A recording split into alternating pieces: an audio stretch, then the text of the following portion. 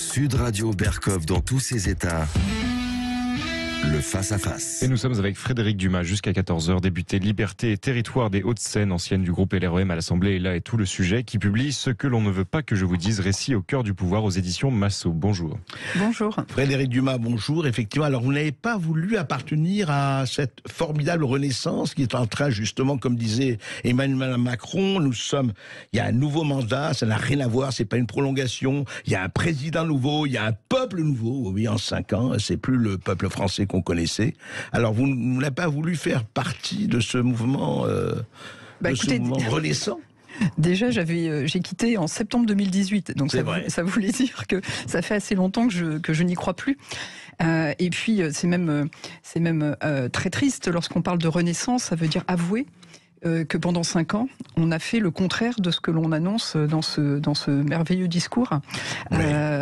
Et donc, effectivement, il n'a pas créé les conditions pour renaître. C'est-à-dire que vous voulez quand même dire que c'était un peu la belle au mois dormant, ces 5 ans? Eh bien, tout à fait. Alors peut-être, alors je sais pas, j'ai peut-être trouvé une autre, parce qu'encore à la rigueur, là, à la fin, la princesse se réveille et puis tout va bien. C'est vrai. Là, on ne sait pas si elle se réveille. Là, je pense que c'est un nouvel endormissement, mais je suis pas sûre qu'il tienne cette fois-ci. Je pense que, effectivement, il a été réélu, mais je pense que tout ce qu'il exprime maintenant passe plutôt comme de la communication. Je veux dire, ce discours était... d'abord, il a parlé d'agir. Je ne sais pas si vous vous rappelez, là, il me dit 10 fois on va agir pour notamment remettre en cause, réduire les inégalités, donc ce qu'il n'a pas fait pendant 5 ans. Oui, ce qui est étonnant. Alors, votre livre, que j'ai lu avec beaucoup de plaisir et que je recommande, parce que c'est une histoire très forte. D'ailleurs, je rappelle quand même que vous parlez aussi beaucoup de cinéma, parce que vous avez été très longtemps productrice, même présidente du syndicat des producteurs. Mais attention, je voudrais dire aux auditeurs que, attention, vous avez été productrice cinéma, mais pas pour des séries B. Vous avez produit ou coproduit avec Orange Studio, The Artist, le fameux artiste qui a eu tous les caraflés des Oscars, Gainsbourg, de Johannes Farr, Doberman, de Yann Kounen, Les Beaux Gosses, Alexandre Arcadi, Colin Serrault, Denis Tanovich, Oscar du meilleur film étranger, Timbuktu d'Abderrahmane Sissako, magnifique film aussi que j'ai vu. Donc, vous avez vraiment, vous avez derrière vous, peut-être devant vous, une carrière de productrice. Mais vous avez voulu faire de la politique, ça vous a attiré, on va en parler. Et votre livre là-dessus, c'est un peu l'histoire d'une longue déception, on pourrait dire. Oui, alors c'est vrai que on faisait quand même de la politique depuis un certain temps. J'avais été au cabinet de François Léotard, j'étais maire adjoint, conseiller régional, à chaque fois dans la culture, maire adjoint chargé de la culture, présidente de la commission culture, mais je n'avais jamais choisi d'y aller à 100%, parce que justement, je voulais rester libre. Et donc, j'ai fait partie de ceux qui ont cru que j'ai cru que mon idéal allait être porté par Emmanuel Macron et que je pouvais y aller à 100%, devenir député. Parce que vous avez écouté ses discours, ce qu'il disait, vous êtes dit, c'est ça, c'est l'homme nouveau. Écoutez, c'est un mélange, parce que si ça avait été que des discours, peut-être que j'y aurais pas cru, mais il a fait un mélange de discours et d'actes. Moi, ce qui m'avait frappé, janvier 2016, il est ministre, et il parle d'un confort philosophique par rapport à la déchéance de la nationalité. Il parle effectivement d'accueillir des migrants, etc. Il dit un certain nombre de choses où je me dis, il a le courage de dire des choses que peu de ministres vont dire, puisqu'un ministre, ça se démêle. Ça ferme sa gueule ou ça démissionne. Et je me disais, en tout cas, il y va, il dit ce qu'il pense. Et effectivement, surtout, ce qui m'avait frappé, c'est qu'il s'était battu contre le 49.3. Et il avait essayé justement de travailler avec le Parlement, de convaincre. Il avait passé, je sais plus, on dit qu'il a passé 500 heures au Parlement pour convaincre, et contre la méthode de Valls, qui était une méthode du 49.3. Donc pour moi, c'était des faits aussi. Donc effectivement, ce que j'ai pas imaginé, c'est que tout ce qu'il a décrit dans son propre livre, Révolution, puisque à un moment donné, j'ai remis des passages de son livre où on se dit que c'est quand même incroyable de faire à ce point-là le contraire. Ce que je n'ai pas compris, c'est que c'était une tactique pour gagner, pas pour gouverner. Parce que c'est pas quelqu'un qui, tout d'un coup, parce que le pouvoir est là, remet en cause ses convictions. Dès qu'il est arrivé au pouvoir, il a mis en place quelque chose de totalement différent de ce qui lui avait fait gagner le pouvoir. Donc c'était déjà dans son raisonnement, dans sa stratégie, etc. Mais ça ne je ne veux pas être je rappelle, je me rappelle la phrase de Pasqua, vous savez, les promesses n'engagent que ceux qui les écoutent. Exactement. Et vous, en fait, parce que vous avez expliqué, vous avez été déjà là-dedans, et quand est-ce que, parce que très vite dans votre livre, on s'aperçoit, puisque vous êtes parti en 2018, vous êtes une des premières, je crois, aussi. Oui, on est parti à peu près ensemble avec Jean-Michel Clément, qui lui, ayant voté contre le budget, est parti avant d'être éjecté. Avant d'être éjecté. Mais alors justement, vous le racontez longuement et bien dans votre livre, mais qu'est-ce qui vous a fait commencer à douter en disant c'est plus ça? Alors vous racontez que vous lui envoyez tout à Macron, vous dites comme ça qu'il a tout à savoir, vous lui envoyez des mails ou des messages en disant voilà, je cache rien moi vis-à-vis de tout. Mais parce que vous disiez c'est quand même le roi quelque part, et donc au moins je parle à lui et pas à ses saints, à bon Dieu et pas à ses saints. Mais quand est-ce que vous avez commencé à vraiment douter en disant mais il y a quelque chose qui ne va pas? En fait, si j'avoue assez rapidement, après on prend, c'est presque une psychanalyse, on prend quand même le temps d'accepter, même si je l'ai fait quand même assez vite, mais au moment où on le fait, assez vite, parce que dès qu'il a été élu, il y a eu des signaux faibles, genre il a présenté assez rapidement les statuts d'En Marche, qui ont dû être votés pendant le mois de juillet. Et il avait effectivement... Juillet donc 2017. Juillet 2017. Et donc il avait dit à l'époque que les partis politiques n'étaient pas démocratiques, que les élus étaient tous corrompus, bon bref, etc. Et on voit arriver les statuts, et là j'ai halluciné, parce que si un parti n'est pas démocratique, ce qui est un peu vrai, les partis politiques ne sont pas très démocratiques, mais il y a au moins des gens nommés et des gens élus, c'est le minimum. Et là on voit arriver des statuts où personne n'est élu. Tout le monde est nommé par le siège et tout dépend du siège. Les montants qui sont accordés de subventions, il y avait plusieurs centaines de millions. En Marche a récupéré plusieurs centaines de millions. Pour les Hauts-de-Seine, on donnait gentiment, c'était en dessous de 10 000 euros. Et en revanche, sur le plan local, on gardait des comités un peu comme le système. Et qui choisissait les subventions, enfin le montant des subventions? C'était Oui, mais c'était à partir du moment où on donne 8 000 euros pour les Hauts-de-Seine, on sait que c'est ça ou rien, c'est la même chose. C'est pas donner de l'argent au parti En Marche et sur le plan. Alors donc il y avait les personnes étaient nommées par le siège, et ensuite sur le terrain il y avait plein de petits comités dont on trouvait très bien qu'ils se battent entre eux. Voilà, c'est en fait le système où on divisait pour mieux régner, et donc la décision a été prise que surtout En Marche n'existe pas. Et pourquoi? On le voit très bien 5 ans après. Heureusement pour Emmanuel Macron qu'En Marche n'existe pas, parce que ça lui permet de changer d'électorat. Lui, en fait, il n'a jamais voulu qu'En Marche existe, parce que si En Marche avait existé, peut-être qu'une sorte de corps de doctrine se serait établi, que ça aurait été une puissance, mais une puissance qui était aussi un contre-pouvoir. Pour lui, oui, mais, là, il n'y en a plus, il n'y en a pas de contre-pouvoir. Mais alors, le problème, Frédéric Dumas, et parce que vous le sentez, mais c'est clair qu'à partir du moment où, on le sait, grâce à Chirac-Jospin, ou à cause de Chirac-Jospin, l'élection législative suit l'élection présidentielle, il n'y a plus de Parlement. Enfin, pour le moment. C'est-à-dire que le Parlement, l'exécutif, c'est une chambre d'enregistrement, on l'a beaucoup dit, je ne vous apprends rien. Mais est-ce que, effectivement, ce n'est pas, et vous vous êtes heurté parce que vous aviez effectivement d'autres sentiments et d'autres attitudes face au monde, mais est-ce que ce n'est pas, hélas, la loi du genre? Ça veut dire, vous êtes élu après le président de la République, le président de la République a été élu par le peuple, vous devez suivre le président de la République et la circonscription. Est-ce que ce n'est pas un engrenage 5e République qui se met en marche implacablement? Alors, vous avez entièrement raison. C'est effectivement ce système, et on va y revenir, vous avez eu des invités qui en ont parlé, qui ne va pas du tout, mais c'est aussi, j'allais dire, la personne qui l'incarne, qui peut, j'allais dire, dériver beaucoup plus l'une que l'autre. Parce que quand Emmanuel Macron redit dans son discours d'investiture cette phrase hallucinante parce qu'il parle de renaissance démocratique, c'est-à-dire en ayant supprimé tous les contre-pouvoirs pendant 5 ans, il parle de renaissance démocratique, et il dit cette phrase. Bien sûr que ça passera par le politique ou l'institutionnel, mais finalement, c'est peut-être pas le plus important. Le plus important, c'est que ça se pratique, que ça soit dans les actes et dans la pratique au quotidien. Et on se dit, mais c'est énorme de dire ça, parce que nous, ce qu'on lui a demandé pendant 5 ans, ça aurait très bien pu être le même système s'il l'avait mis en pratique. Un système, en se disant notamment qu'il associait, mais c'est plus qu'associer. Je vais revenir sur votre question très importante. Vous m'avez dit pourquoi je suis parti. Donc j'ai eu ce signal faible dès le début. Alors juste un mot, je crois qu'on va le dire pour prendre le temps, parce qu'il faut après cette toute petite pause, et on se retrouve avec Frédéric Dumas. Et Frédéric Dumas qui connaît bien la machine politique et parlementaire dont on parle quasiment chaque jour dans Berkoff dans tous ses états. Vous nous appelez au 0826 300 300. Le parfum Terre de France, 100% des bénéfices au service de notre pays, présente. Ici Sud Radio. Les Français parlent au français. Les carottes sont cuites.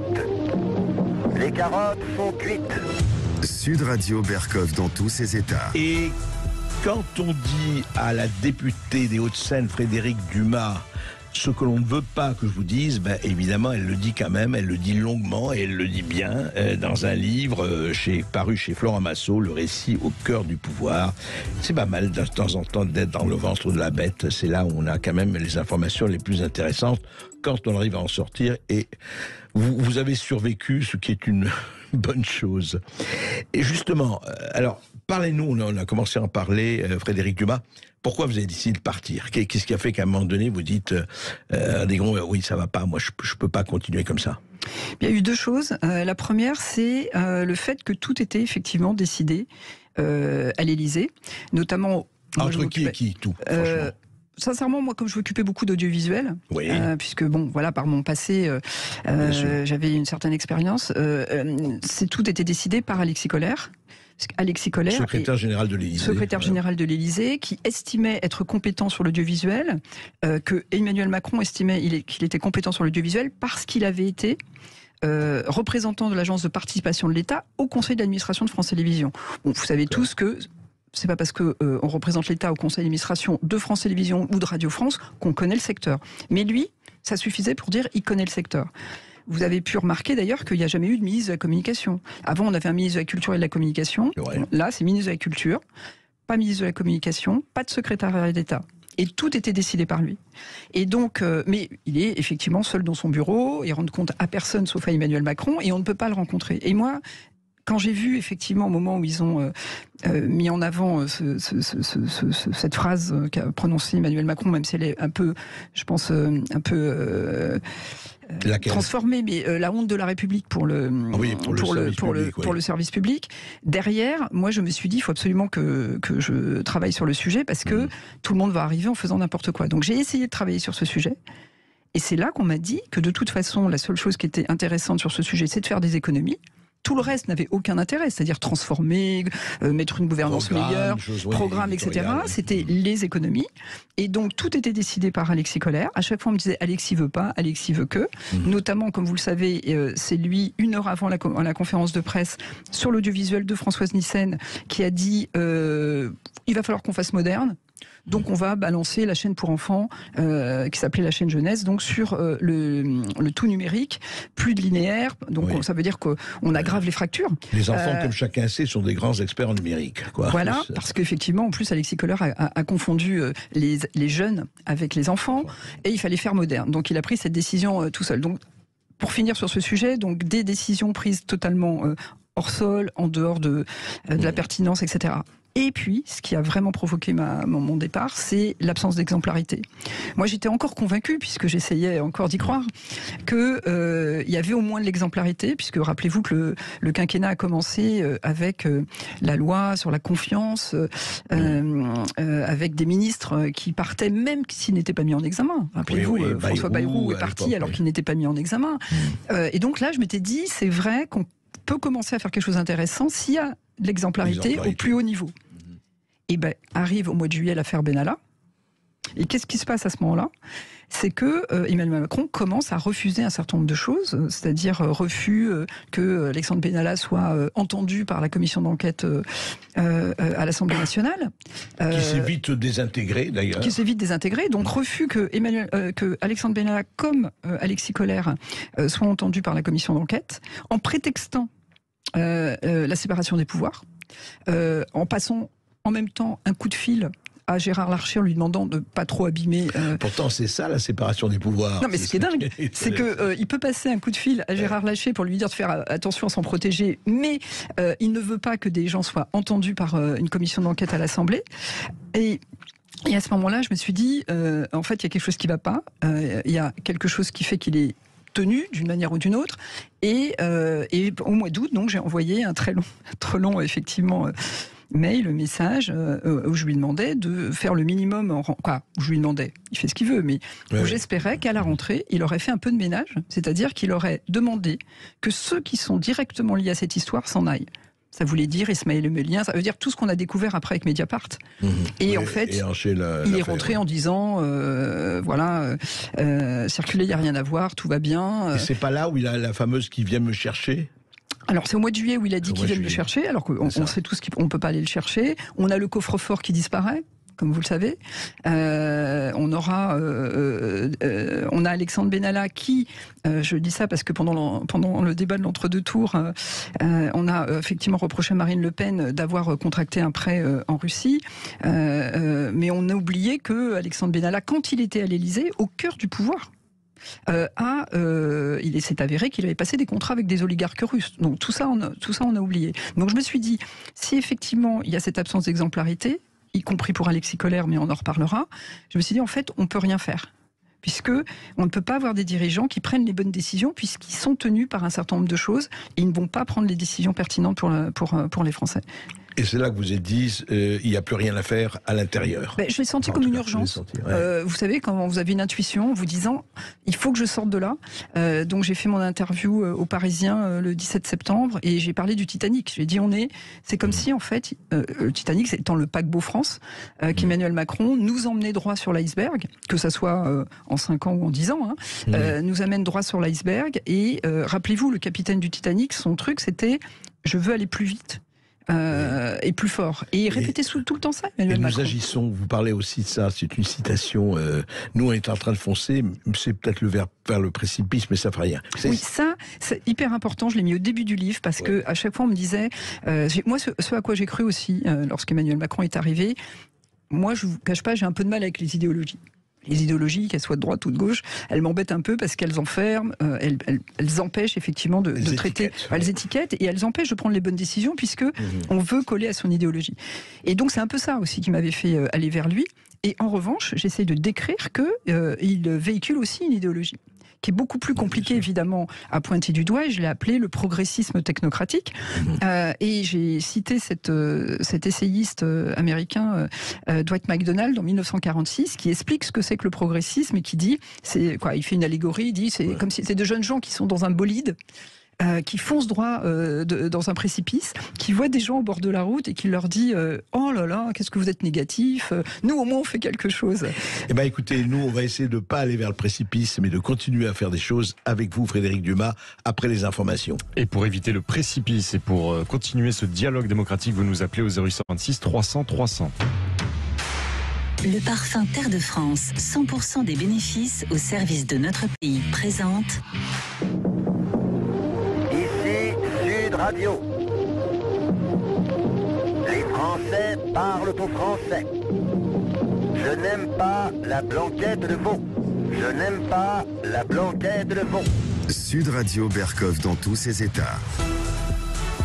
Et Frédéric Dumas, récit au cœur du pouvoir, aux éditions Massot. Alors justement, Frédéric Dumas, vous en parlez, vous avez d'ailleurs le courage d'en parler, c'est pas évident, mais alors comment on est et surtout comment se meuvent les pouvoirs? Est-ce que c'est toujours Saint-Simon, le roi, parce qu'on est en monarchie républicaine, il ne faut pas se raconter des histoires, on le sait, tout le monde le sait, c'est pas nouveau.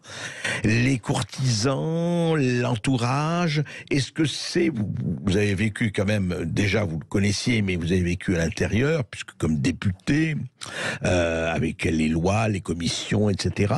Est-ce que c'est véritablement la monarchie, les bénis du VLSS, comment ça marche? Oui, moi je pense que concrètement. Je pense qu'il n'y a plus de contre-pouvoir et plus de garde-fous. Parce que c'est deux choses un peu différentes, mais les deux n'existent plus. Sur le plan des institutions, le Parlement, donc par exemple l'Assemblée nationale, évidemment, comme c'était pas seulement sous Emmanuel Macron, vous voyez, je dis sous. En tout cas, on peut le dire. Ouais. Bien sûr que c'était pas le Parlement qui fait la loi, on le sait maintenant. C'est les projets de loi, donc c'est le gouvernement. Proposition de loi, c'est une fois par an pour chaque groupe. Donc effectivement, la loi est faite par le gouvernement. Mais si on ajoute à ça le fait que je le décris parce qu'il faut vraiment faut s'en rendre compte, c'est vraiment qu'on est dans un décor de théâtre artificiel à tous les niveaux. Quand on fait des auditions de ministres en commission, on nous Car dit les parlementaires des parlementaires reçoivent les ministres, oui. donc on est censé poser des questions et les interpeller sur un certain nombre de sujets. Ouais. Ça n'a rien à voir avec le monde anglo-saxon. On parle. Alors d'abord, on avait 4 minutes, mais ils nous ont, pour parler au nom d'un groupe, ils nous ont réduit à 3 ou voire 2 minutes. Et alors quand c'est-à-dire chaque question ne doit pas dépasser Oui. 2 ou 3 minutes. Voilà, exactement. Ouais. Et donc, quand les choses sont un peu complexes ou qu'on veut amener du travail, pour notamment sur les cas, par exemple, d'Alexis Colère ou autre, c'est assez difficile de faire ça en 2 minutes. Mais ok, on fait l'exercice. Qu'est-ce qui se passe après ? On a le ministre qui nous répond. Donc la plupart du temps, il répond en ne disant pas totalement la vérité. Il répond à côté ou pas, franchement. Alors, soit il répond à côté quand il n'a pas envie de répondre, soit il va pas répondre, il va répondre des choses où, quand on a travaillé, on sait que ces choses ne sont pas justes. D'accord. Mais vous pouvez rien faire puisque vous n'avez pas le droit de reprendre la parole.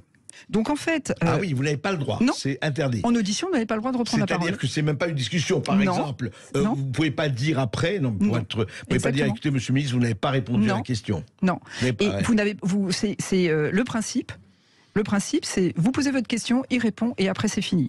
Et moi, à chaque fois que j'ai voulu évidemment pousser un peu, alors vous êtes sûr que votre micro est coupé, hein, donc personne ne va entendre. Hein. D'accord. Mais même si je poussais moi, en me disant même si personne n'entend, je veux quand même, tout le monde se retournait du genre, mais quand même, comment tu oses, c'est un ministre, etc. Bon, les QAG, vous le savez très bien, c'est la même chose. Donc en fait, Les QAG.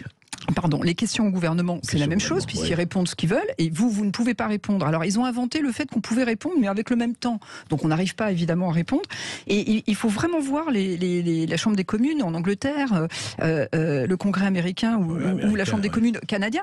Je veux dire, les ministres, ils passent un sale quart d'heure. Bah, écoutez, Là, on l'a vu quand ils sont nommés, ça dure des fois 2 jours, 3 jours. Et les bombardes de questions. Exactement. Ça, ça n'existe Ça n'existe pas. France, et en fait, c'est le moment pour le ministre, au contraire, de faire une forme de propagande s'il le veut, parce qu'à un moment donné, il va dire ce qu'il veut. Et comme vous ne pouvez pas l'infirmer, ce qui va rester au final, c'est ce qu'il a dit, et donc sa vérité.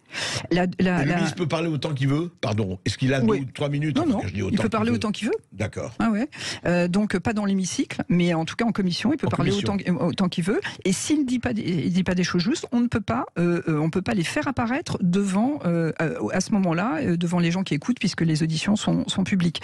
Ensuite, vous avez, et ça vous l'avez tous vu, vous avez les fameux débats de l'article 50-1 de la Constitution, où on nous explique qu'on va avoir un débat. On se dit super, un débat. Oui, bon, mais c'est pas du tout un débat. Alors d'abord, c'est souvent des décisions qui sont prises, les décisions ont déjà été prises par le président de la République, comme vous l'avez vu pendant la crise sanitaire, puisque là, il y avait en plus des ordonnances, et on avait le président de la République qui prenait des décisions, qui les annonçait à la télévision, aux 20h en général, et nous, on avait un débat après.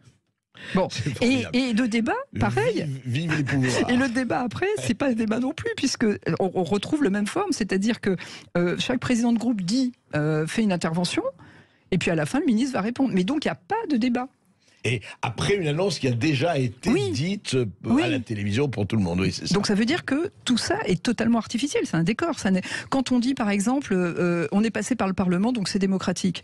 Comme on sait que maintenant, on sait tous que c'est une chambre d'enregistrement, évidemment que c'est quoi la démocratie si c'est juste passé pour donner le vernis de la démocratie.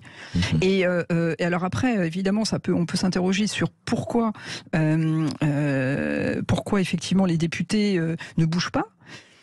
En tout cas, la différence entre eux, par exemple, parce qu'évidemment, on parle souvent de Nicolas Sarkozy en disant Nicolas Sarkozy était aussi autoritaire et exerçait le pouvoir de manière centralisée, ce qui est assez vrai. En tout cas, il a fait partie de ceux qui ont un peu plus centralisé les choses. Mais il y avait 2 différences. La première, c'est qu'il avait une sorte de contre-pouvoir, qui n'est pas obligatoirement voulu, mais qu'il y avait quand même des personnalités dans son parti qui pesaient. Parce qu'ils avaient une histoire, parce qu'ils étaient maires de grandes villes, etc. Donc il était quand même confronté dans le débat public. Tandis que les députés à l'REM, c'était pas ça. Tout le monde avait été nommé par lui, procédé de lui, donc il n'avait pas de contre-pouvoir en pratique. Et la deuxième chose, c'est que Emmanuel Macron avait aussi cette volonté d'exiger, et c'est ça qui m'avait frappé le plus, puisque moi j'étais venue parce que je pensais qu'il était libre. Que c'était quelqu'un qui était libre, et du fait qu'il était libre, il souhaitait rendre la liberté à tous les autres. En fait, c'est quelqu'un qui veut être libre, en confisquant la liberté à tous les autres.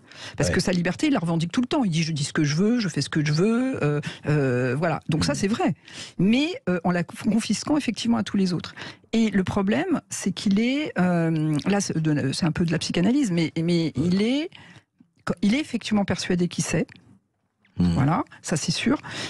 Comme Alexis Colère, comme ces personnes, quand vous parlez avec ces personnes, souvent je prends le film Matrix, c'est parce qu'en fait, sincèrement, c'est que vous avez l'impression de parler à une matrice, à un programme informatique. Il est dans la matrice. Il ne vous écoute pas. Ouais. C'est comme si vous disiez parler à un programme informatique ou parler à un mur. Mais pourtant, alors c'est étonnant parce que tous disent de Macron que quand il est en face de vous, il n'y a que vous qui existez. Enfin, quand il fait son opération séduction et il vous écoute, et c'est tout juste, il prend pas des notes et on dit ah là là, j'ai vu Macron, c'est formidable. Il écoute tout ce que je dis. Quel homme extraordinaire. Oui. Ce qui est vrai, puisque moi je me suis fait aussi avoir pour ça, c'est qu'il va avoir cette posture. Ouais. Là, mais ensuite, il n'en fait absolument rien. C'est-à-dire, je suis effectivement la personne la plus importante à ce moment-là, mais il n'en fera jamais rien. Parce que là, c'est vraiment, je dis, une matrice. On peut lui parler, rien ne passe. Et je pense que ça correspond à ce qu'il est profondément, c'est-à-dire qu'à sa décharge, c'est un peu comme un algorithme, parce que souvent les gens sont fascinés par lui intellectuellement. Et je dis, bah oui, mais en fait, c'est comme si vous me disiez que vous étiez fasciné par un algorithme. Un algorithme, ça peut réciter une encyclopédie par cœur, ça peut répondre à toutes les questions.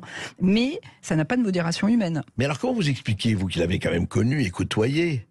Moi, ça m'a frappé, je ne suis pas le seul, quand il a donné cet entretien aux Parisiens, qui a été lu et relu et corrigé.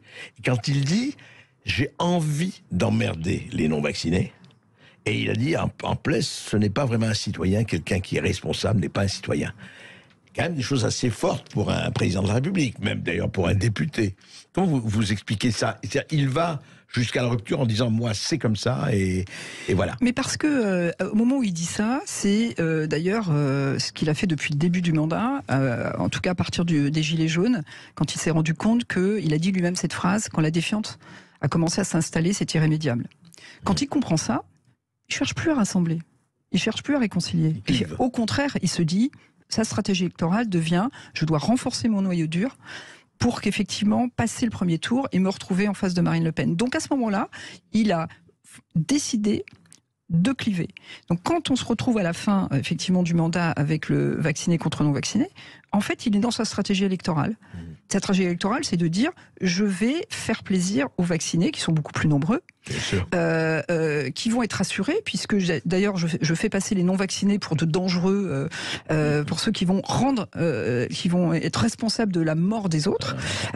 Et le pire, c'est qu'au moment où il passe parce que moi je fais partie de ceux qui ont été plutôt favorables à la vaccination, tout en disant que c'est pas parce qu'on est favorable à la vaccination qu'on peut dire aux Français que ce vaccin, il n'y a aucun effet, on n'en sait rien, on est encore dans la période d'essai, personne peut arriver avec des certitudes là-dessus, et donc on se doit de dire quand même la vérité aux personnes, et si on a un taux de vaccination, je sais pas moi, qui atteint entre 65 et 80, c'est pas la peine d'aller effectivement emmerder les autres. Quand il le fait à un moment donné où le vaccin lui-même, moi j'ai posé 4 fois la question dans l'hémicycle, personne ne répond, hein. 4 fois la question, j'ai dit mais ce vaccin, on sait que maintenant, il ne permet pas de... on le sait, c'était prévu depuis le début.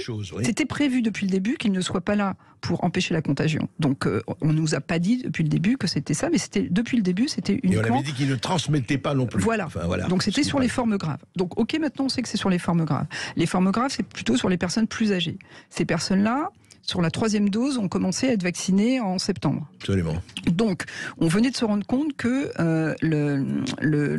l'efficacité du vaccin partait relativement vite, 3-4 mois. Donc, quand on passe en janvier sur la vaccination obligatoire, on sait déjà que si on est logique, si on pense que c'est hyper important, on est obligé de parler de 4e dose. C'est-à-dire dans la logique de si c'est efficace, on doit parler de 4e dose. Évidemment, ils ne veulent pas parce qu'ils savent très bien que quand même là, ils vont embêter aussi les vaccinés. Donc, et en même temps, on sait qu'Omicron arrive et qu'Omicron, lui, permet l'immunité naturelle. Donc ils prennent, j'allais dire, pour aller dans votre sens, c'est-à-dire que en plus, ils prennent une décision sur quelque chose qui n'a aucun intérêt sanitaire et en plus, ils décident d'avoir envie d'emmerder une partie des gens. Et absolument, Frédéric. Et Orwell oblige, il n'appelle plus ça la 3e et 4e dose, c'est la dose de rappel. Ouais. 3e dose, c'était déjà dose de rappel, première dose de rappel, 2e dose. Style. La 2e, c'était booster, la 3e, c'était. Voilà. Non, c'est assez fou. On en reparle, on continue à en parler. Évidemment, c'est passionnant après une petite pause. Et beaucoup de sujets à traiter. Vous nous appelez au 0826 300 300. Ici Sud Radio. Les Français parlent au français. Les carottes sont cuites. Les carottes sont cuites. Sud Radio Berkov dans tous ses états. Frédéric Dumas, nous continuons notre traversée au cœur du pouvoir dans votre livre, Ce que l'on ne veut pas que je vous dise et que vous avez dit, et vous avez bien fait. Ce livre publié chez Massot. Vous parlez aussi d'autres personnages comme François Bayrou, comme Valérie Pécresse, que vous avez... et c'est très intéressant quand même, il y a des choses... Et au fond, quoi, est-ce que c'est pas toujours cette histoire du pouvoir où la plupart, pas tous, se ferment en disant, écoutez... ne venez pas vous m'embêter avec vos idées dissidentes. En fait, nous, on sait ce qu'il faut faire. Est-ce que c'est pas pratiquement à des degrés divers, Macron étant vraiment le degré absolu, est-ce que c'est pas la même chose? Parlez-nous Bayrou Pécresse, par exemple. Non, vous avez raison sur le fond, c'est la même chose. Même si effectivement chacun n'ayant pas eu le même étendue de pouvoir, on n'a pas assisté aux mêmes excès, aux mêmes abus de pouvoir, mais où c'est la même chose, c'est que dans la nature humaine, j'allais dire, le garde-fou, le fait de se limiter, de s'auto-limiter, n'est pas naturel. Donc si effectivement il n'y a pas un process qui oblige à s'infliger des garde-fous soi-même, ça va pas aller. Oui, et comment... Pardon, je vous arrête là-dessus, Frédéric Dumas. Ce que vous venez de dire est juste, mais très grave. Oui. C'est-à-dire qu'au fond, il y a tellement peu de garde-fous institutionnels, il n'y en a pas. Voilà. Donc il faudrait que la personne se discipline elle-même. Oui, mais comme effectivement, il y a peu de gens qui arrivent à se discipliner eux-mêmes, et puis même ceux qui arrivent un peu plus que les autres, il y a toujours un moment où ça marche pas. S'il n'y a pas des mécanismes qui permettent de le faire, et moi je vais plus loin, c'est-à-dire je dis que c'est pour tout type de pouvoir. C'est le pouvoir du président de la République, c'est le pouvoir de l'exécutif, mais c'est aussi le pouvoir des citoyens. Moi, j'ai pas plus envie que les citoyens, le peuple, entre guillemets, prennent le pouvoir. Je veux dire, chacun à un moment donné, il y a des abus de pouvoir dans tout pouvoir. Donc il faut des mécanismes qui permettent, qui obligent les personnes... alors moi, je les ai appelés garde-fous et pas contre-pouvoir, parce que je trouve que contre-pouvoir, ça donne le sentiment qu'on va vous limiter, vous empêcher d'agir. Garde-fou, c'est plutôt... Je réfléchis, ça s'apprend. C'est je réfléchis, je me pose les bonnes questions. Moi, ce qui m'a toujours frappé quand on arrive sur les affaires de toutes ces personnalités, ils ont tous des affaires. Ouais. Et pourquoi ils en ont? Parce que ils sont arrivés à un moment où c'est pas que on parle toujours d'impunité, bien sûr, il y a l'impunité, donc évidemment ça n'aide pas à réfléchir sur soi-même. Où ça prend 10 ans, et puis le pouvoir, la justice, évidemment, n'est pas indépendante, et donc tout ça fait que ça va pas. Mais c'est surtout que chacun pense que le garde-fou, il doit être pour l'autre et pas pour soi-même, parce que soi-même, on est bien. Moi, j'ai eu des discussions avec, par exemple, Alain Juppé, qui m'expliquait, c'était juste après l'appel, où il était passé de 10 ans à 1 an, 18 mois, donc c'était quand même raisonnable. Après son verdict, après son verdict, où il m'expliquait qu'il aurait dû avoir un non-lieu. Et moi, je lui dis, on peut pas avoir un non-lieu quand il y a des faits. Et pour lui, c'était, mais j'étais Premier ministre, c'est pas possible. Et on voit bien que c'est consubstantiel, c'est-à-dire qu'ils pensent que pour eux, ça ne s'applique pas. Oui, c'est ça. Mais ils le disent pas, ils disent pas non plus, je ne veux pas que ça s'applique pour moi. C'est que pour eux, c'est par essence que ça ne s'applique pas pour eux. C'est-à-dire c'est pas normal, ça s'applique pour le vulgum ficus, la population. Et je sais pas si vous avez vu dans le livre, je raconte cette phrase de Stéphane Richard, énorme. Il est interrogé sur une radio concurrente. Le PDG d'Orange. Le PDG d'Orange, quand il est condamné, il est condamné puisqu'il avait été mis en examen pour escroquerie en bande organisée. Je crois que là-dessus, ça a été mais en détournement de fonds publics, etc. Et il dit 2 choses. Il dit, un responsable comme moi ne devrait pas être jugé comme un citoyen ordinaire.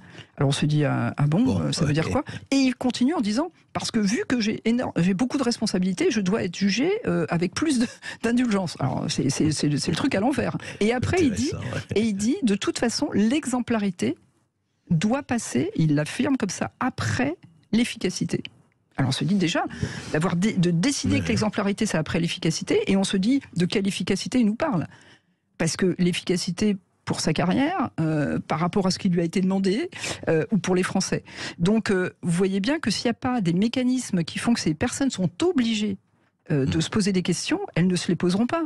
Oui, mais ces mécanismes, elles ne viendront pas de ces personnes-là. Non, bien sûr que non. Il faudrait qu'elles viennent de l'extérieur. Enfin, exactement. Voilà. Et en fait, ça, c'est quelque chose que vous avez ressenti donc à beaucoup de degrés de pouvoir, que ce soit l'Île-de-France, par exemple, d'un côté, que ce soit Bayrou dans Modem et compagnie. En fait, c'est des pouvoirs à tous les niveaux. À un moment donné, ça joue, quoi. À tous les niveaux. Alors après, c'est vrai que chaque personne est différente. Valérie Pécresse, elle, c'est quelqu'un, elle s'est mise en avant, la dame de fer, la dame de l'ordre, etc. Donc elle ne fait confiance à personne. Elle ne supporte pas le moindre avis. Hein, je ne parle pas de donner son avis. Moi, quand j'ai essayé de le donner, elle m'a mis dans une histoire. Elle a essayé de dire que j'avais un conflit d'intérêts. Évidemment, j'en avais pas. Et la déontologue l'a bien montré, mais juste parce que je voulais donner mon avis, quand même. Donc c'est un peu grave. Donc on nomme des gens, soit qui effectivement ne sont pas compétents, parce que. Alors voilà, ça c'est un trait qui revient. Ouais. C'est-à-dire que on vous choisit, par exemple, dans La République En Marche, il y avait au moins une centaine de députés. Chaque fois, on les traite assez mal, mais il y avait une centaine de députés qui étaient intéressants. Mais dès qu'effectivement, ce qui s'est passé dès le départ, c'est que tout député qui était un peu intéressant parce qu'il avait une expérience ou un savoir, c'était surtout celui à qui on ne donnait pas la responsabilité. Ah oui, parce que c'est pas pratique. Il pouvait faire de l'ombre. C'est quoi? Il faut faire de l'ombre. Si vous voulez faire passer vos idées. Oui. Et vous avez besoin de gens qui surtout ne connaissent pas grand-chose, parce que si les gens connaissent, c'est un peu ça dérange. Donc ça a été systématiquement organisé.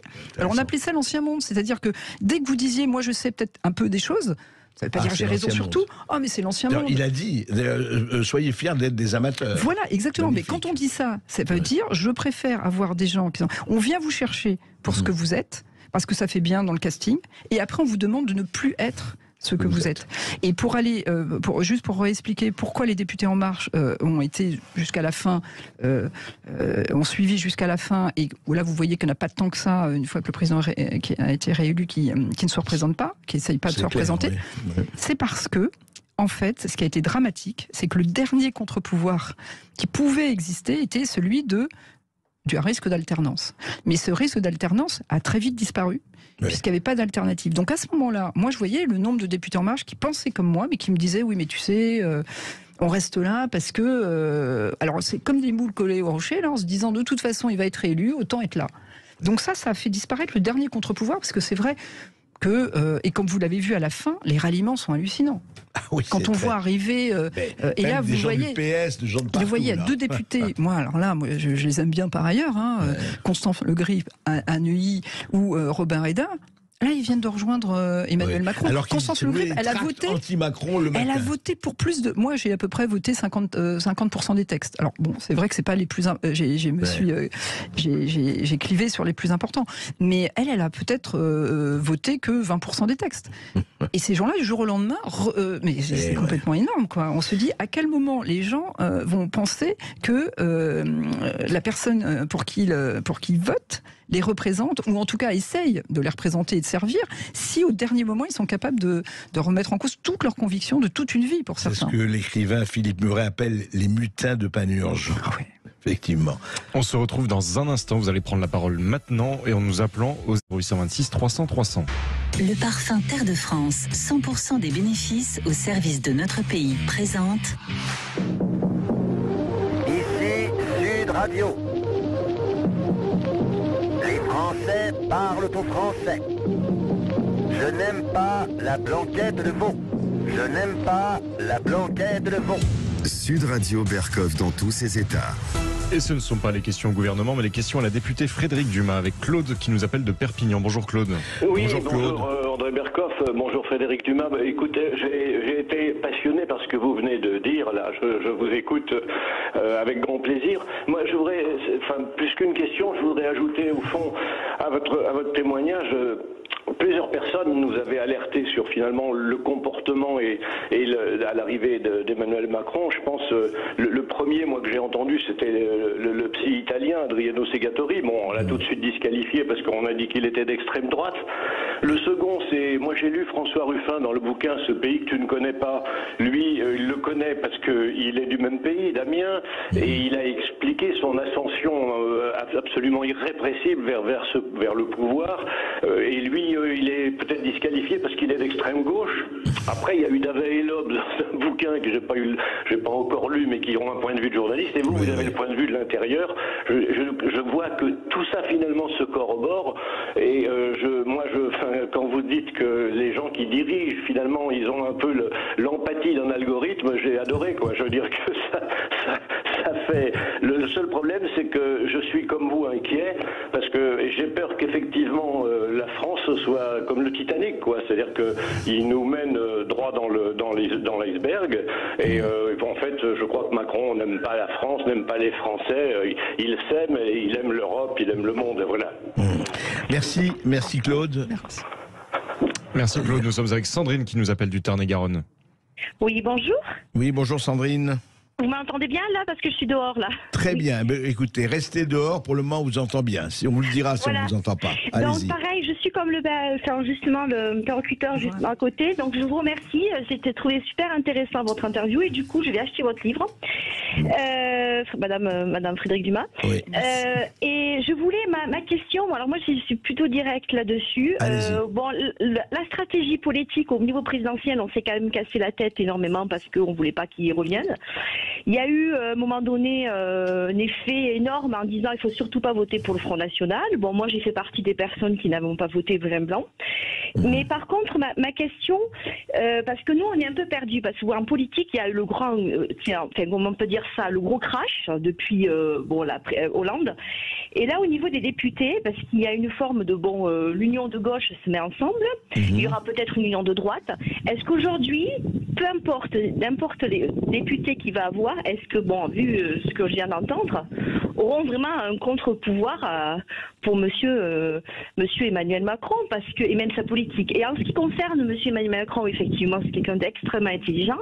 Mais moi, ça m'arrive des fois de donner des cours. Je suis agricultrice et je donne des cours à des élèves. Oui. Et à l'EPA. Et je leur dis, l'instruction, c'est un fait.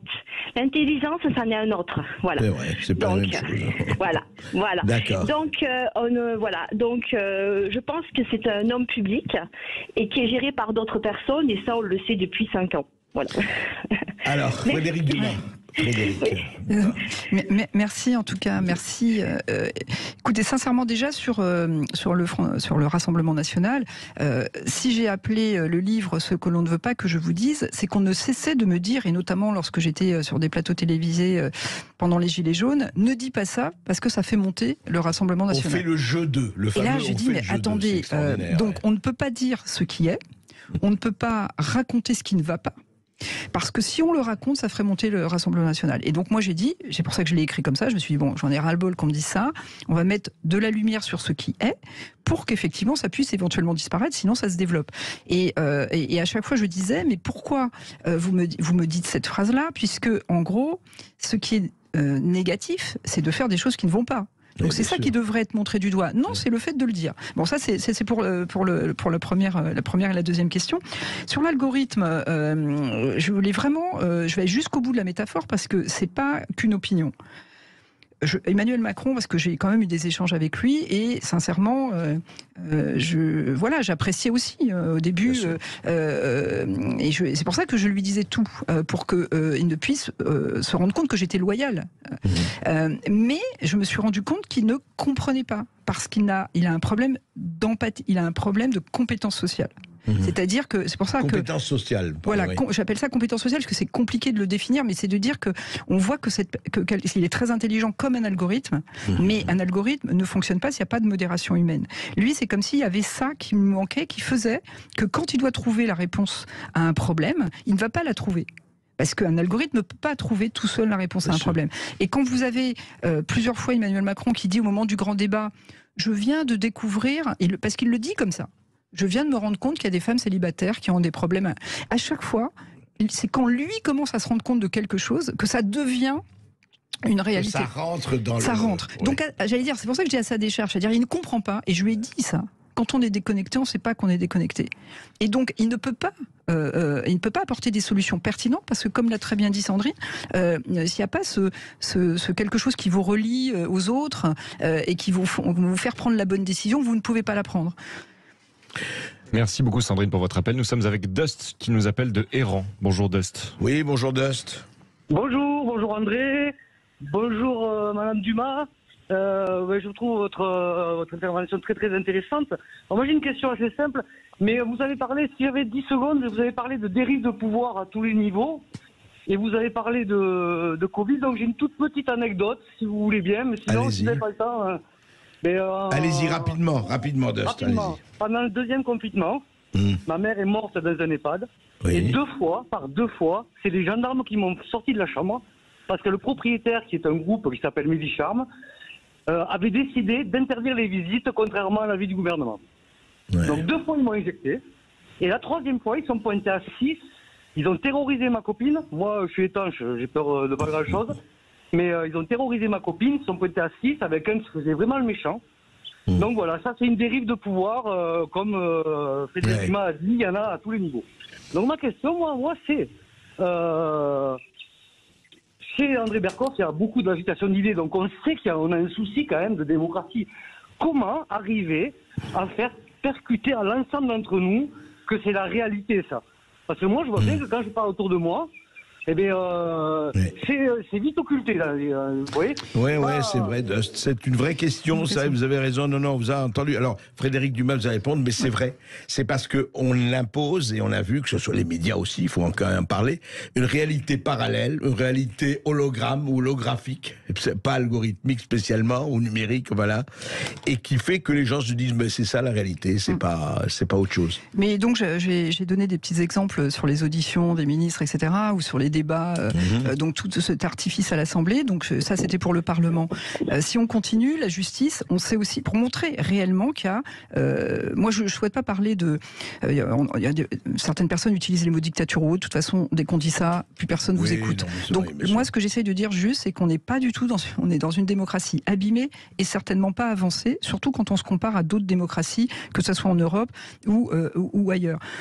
La justice, donc, on sait qu'elle n'est pas indépendante. Donc, par essence, il y a un certain nombre d'affaires, les affaires sont classées, etc. Il y a 2 poids 2 mesures. Donc ça, c'est la réalité absolue, et je pense que tout le monde le sait. Ensuite, elle n'a pas obligatoirement les moyens. Donc, elle n'a pas les moyens non plus de faire complètement son travail. Ensuite, le 3e pouvoir, c'est l'exécutif, c'est le gouvernement. Je pense que tout le monde a compris, c'était déjà le cas avec Nicolas Sarkozy, mais encore plus maintenant, que les ministres n'ont aucun pouvoir. Ils n'ont pas de pouvoir, tout est décidé ailleurs. Donc nous avons... Enfin, tout est décidé à l'Élysée, quoi. Tout est décidé à l'Élysée. Donc nous avons 3 pouvoirs, soi-disant séparés, qui n'ont pas de pouvoir. Et ensuite, il y a un autre endroit... J'aurais aimé interviewer M. Montesquieu, mais il n'est pas disponible. Non, mais c'est vrai, parce qu'en fait, séparation des pouvoirs, c'est vrai qu'ils sont séparés. De ce côté-là, il n'y a pas de problème, ils sont séparés. Oui, sauf qu'eux, ils n'ont rien. Mais en gros, ils n'ont pas de pouvoir. En revanche, tout d'un coup, il y a un endroit qui s'appelle l'Élysée. Et toute la substance se déplace donc vers cet endroit-là qui s'appelle l'Élysée, président de la République. Donc, et l'Élysée, c'est quoi? Parce que c'est une espèce à la fois de vide juridique, je trouve. L'Élysée, c'est un endroit où effectivement la Constitution dit que le président de la République est irresponsable et qu'il a le droit de dissolution. Donc, nous avons un endroit où tout le pouvoir s'est concentré et où celui qui l'exerce est irresponsable. On ne peut pas lui Est-ce que dans la société, il y a un endroit où quand vous concentrez du pouvoir, vous êtes irresponsable? Non. Donc nous, on est là, et ça c'est la réalité. Tous les pouvoirs, puisque on voit bien que le pouvoir du Parlement n'existe pas, on voit bien que le pouvoir des ministres n'existe pas, on voit bien que le pouvoir de la justice n'existe pas, et que le pouvoir est à cet endroit-là. Tant que des gens qui ont tout ce pouvoir n'ont pas de garde-fou et sont irresponsables, ça ne peut pas aller. C'est même pas un problème de droite ou de gauche. Absolument. Et nous passons à Guy qui nous appelle de Paris. Bonjour Guy. Oui, bonjour Guy. Bonsoir Madame Frédéric Dumas, bonsoir André Berkoff. Merci pour cette belle émission encore. Bon, j'ai 72 ans. Oui. Depuis l'âge de 24 ans, j'ai occupé plusieurs fois dans ma vie le poste de président dans différentes entités, un paraclub, une association, une copropriété immobilière, une association de parents d'élèves, qui s'occupait de toute une ville, le primaire et le secondaire. À chaque fois, j'ai mis en place des principes. C'est je ne fais pas ce que je veux, comme je le veux, quand je le veux, où je le veux, parce que je le veux. Ça passe par un consensus et surtout par l'éducation. Arriver à la personne à réfléchir, à discerner. Ça, c'est très important. J'ai été obligé de prendre des actions sévères, même envers d'amis, pour les remettre dans le droit chemin. Or, c'est une déliquescence que je vois depuis près de 60 ans. Ça me meurtrit. J'agis, toute ma vie, j'ai agi contre ça, mais ça me meurtrit. Et on en arrive même à cette déliquescence de tous nos gouvernements européens que l'on voit, qui n'arrivent pas à intervenir une bonne fois pour toutes sur Vladimir Poutine. Il n'y a pas à tortiller, il faut intervenir. On ne peut pas faire autrement. Bien. Je suis désolé. Alors, est-ce que je demande... Mais c'est encore autre chose, là. Poser une question, là, oui. Qui voyez-vous, Madame Frédérique Dumas, qui voyez-vous pouvant prendre une véritable présidence à l'heure actuelle? Quelle personne? Frédérique Dumas. La question à 100 000 euros. Voilà. Non, mais c'est la question. Alors, je vais peut-être vous décevoir. Moi, je pense qu'on est très mal. Effectivement, on a donc un extrême centre. Il le dit lui-même. Il assume qui va diriger le pays et qui aura certainement une majorité, parce que même si Renaissance, entre guillemets, n'aura pas de majorité absolue. Pensez pas que la gauche unie avec Mélenchon peut avoir... ça après, franchement, je trouve qu'il vaut mieux se prononcer après, évidemment, le scrutin, parce que tout est mais moi, j'ai le sentiment, ça serait idiot, mais disons que moi, j'ai le sentiment que de toute façon, ils auront une majorité... le président aura sa majorité. Il aura sa majorité, qui, évidemment, peut-être au bout de 2 ans, commencera à tirer, mais en tout cas, dans un premier temps, une forme de majorité. Et une vraie conflictualité, puisqu'on y aura effectivement une extrême droite et une extrême gauche. Donc en fait, même avec ce système-là, on va continuer à le nourrir, puisque en fait, son intérêt, c'est la conflictualité, puisque, je ne sais pas si vous avez vu, il le répète lui et ses ministres, c'est quand il parle de Jean-Luc Mélenchon d'un côté ou de Marine Le Pen de l'autre, il les décrit comme des monstres. Donc en gros, c'est moi je suis la démocratie, et tout le reste n'est pas la démocratie, donc vous ne pouvez voter que pour moi. Et comme effectivement, il va se passer la même chose qu'il s'est passé, c'est-à-dire que si on a ces 2 blocs-là, ils vont s'opposer de manière un peu caricaturale, obligatoirement, on va renforcer les impuissances finalement. Donc je pense que, pour répondre à votre question, je ne vois personne, effectivement, aujourd'hui, une personne qui incarnerait quelque chose de différent, parce que, en plus, malheureusement, je pense que l'exemplarité n'étant pas la chose la plus partagés, beaucoup se tiennent. Mais juste Frédérique Dumas, quand même, au-delà de ça et au-delà de la question de Guy, parce que je crois qu'elle est posée. En fait, elle est posée, je ne dis pas 6e République, mais est-ce que le problème n'est pas la constitution de cette monarchie républicaine qui convenait parfaitement à De Gaulle? Parce que l'époque était l'époque, mais nous sommes aujourd'hui 60 ans plus tard ou presque. C'est que le problème, à partir du moment où vous élisez, ça a l'air paradoxal, mais c'est ce que disait Fabry et d'autres. Est-ce que l'élection du président de la République au suffrage universel n'annule pas, s'il n'y a pas, parce que vous allez me dire c'est en Amérique, mais en Amérique c'est pas direct, c'est en Amérique c'est par les grands électeurs. Est-ce que ça n'annule pas effectivement de fait, et alors ça dépend des gens, mais quand même, les contre-pouvoirs, parce que ils auront toujours la tentation, plus ou moins grande, d'abuser ou d'user vraiment de leur pouvoir. Si, moi je suis entièrement d'accord avec ça, c'est évident. Je ne pense pas non plus que c'est la solution de la 6ème République de Jean-Luc Mélenchon, parce qu'en fait, sa proposition, c'est plutôt de prendre le pouvoir, le garder, pendant qu'il y a une constituante qui travaille et qui, voilà, on verra. Donc c'est le même réflexe. Moi, je suis tout à fait d'accord avec ceux qui pensent qu'il faut rééquilibrer les pouvoirs, et c'est vrai que dans plein de pays, par exemple même les monarchies républicaines comme l'Angleterre sont plus démocratiques que nous. Pourquoi? Parce que Suède, etc. Parce que et c'est très bien décrit, et Philippe Fabry l'avait bien décrit, c'est-à-dire qu'il y a un endroit. Alors moi, c'est vrai que j'ai mis en avant que j'avais soutenu Jadot au premier tour, mais pourquoi? Parce que sur les institutions, je trouvais qu'il était le seul à proposer quelque chose d'au moins de réaliste et qui pouvait s'appliquer tout de suite. C'est en gros, et je sais que Philippe Fabry l'a dit aussi, parce que il faut que le président de la République soit d'accord pour faire une modification. Mais en revanche, il pourrait très bien avoir une pression pour qu'il soit obligé, entre-temps, avant, de rendre du pouvoir. C'est-à-dire de décider de lui-même, de dire s'il y avait une pression suffisante de l'extérieur, je rends du pouvoir. Et c'est vrai que Jadot, par exemple, avait dit le président de la République pourrait très bien être le garant des libertés fondamentales, il s'occupe du climat, et il s'occupe de 2 ou 3 gros enjeux comme ça. Il est celui vers lequel, effectivement, les citoyens ont le sentiment qu'il y a de la stabilité. Qu'il existe un chef de gouvernement dans ces cas-là, voilà, qui est vraiment la responsabilité. Et un président ou une présidente de l'Assemblée nationale qui aussi, voilà. Donc quand Emmanuel Macron nous dit cette phrase, il faudrait le prendre au mot et exiger qu'il le fasse. Il dit il faut une renaissance démocratique, ça passera par le politique ou les institutions, mais finalement le plus important c'est d'être dans l'acte pratique. Ok, l'acte pratique ça doit commencer par toi. Bien sûr. Donc qu'est-ce que tu es prêt à rendre ? Qu'est-ce que tu es prêt à donner ? Sans obligatoirement, on n'est pas sans changer la Constitution déjà. Qu'est-ce que tu es prêt à rééquilibrer et faire cette pression pour l'exiger et qu'il arrête, sincèrement, qu'il arrête de parler. Parce que ce qui est insupportable, c'est tous ces mots, c'est blabla. Dumas, vous demandez l'impossible. Enfin, voilà. Mais je pense que tous ensemble, on peut essayer de lui dire nous, on en a marre de la délibération permanente. On veut des actes. Des actes. En tout cas, auditeurs de Sud Radio, continuez à parler. Vous nous appelez au 0826 300 300. Ici Sud Radio. Les Français parlent au français. Les carottes sont cuites. Les carottes sont cuites. Sud Radio Berkov dans tous ses états. Et nous sommes avec Angèle qui nous appelle de Marseille. Bonjour Angèle. Bonjour Angèle. Oui, bonjour Monsieur Berkov. Bonjour Madame Dumas, je crois. Oui, merci. Voilà. Donc j'ai été très intéressée par tout ce que vous avez raconté. Je vais peut-être même acheter votre livre. Il faut. Parce que moi, en fait, ce que je ressens, je vais essayer de le dire vite. Oui. Ce que je ressens depuis 5 ans, c'est que tout est anormal depuis qu'on vit sous le gouvernement de Macron. C'est-à-dire que toutes les décisions qui sont prises sont des décisions outrancières, autoritaires. Vivre le secret défense pendant une pandémie, c'est anormal.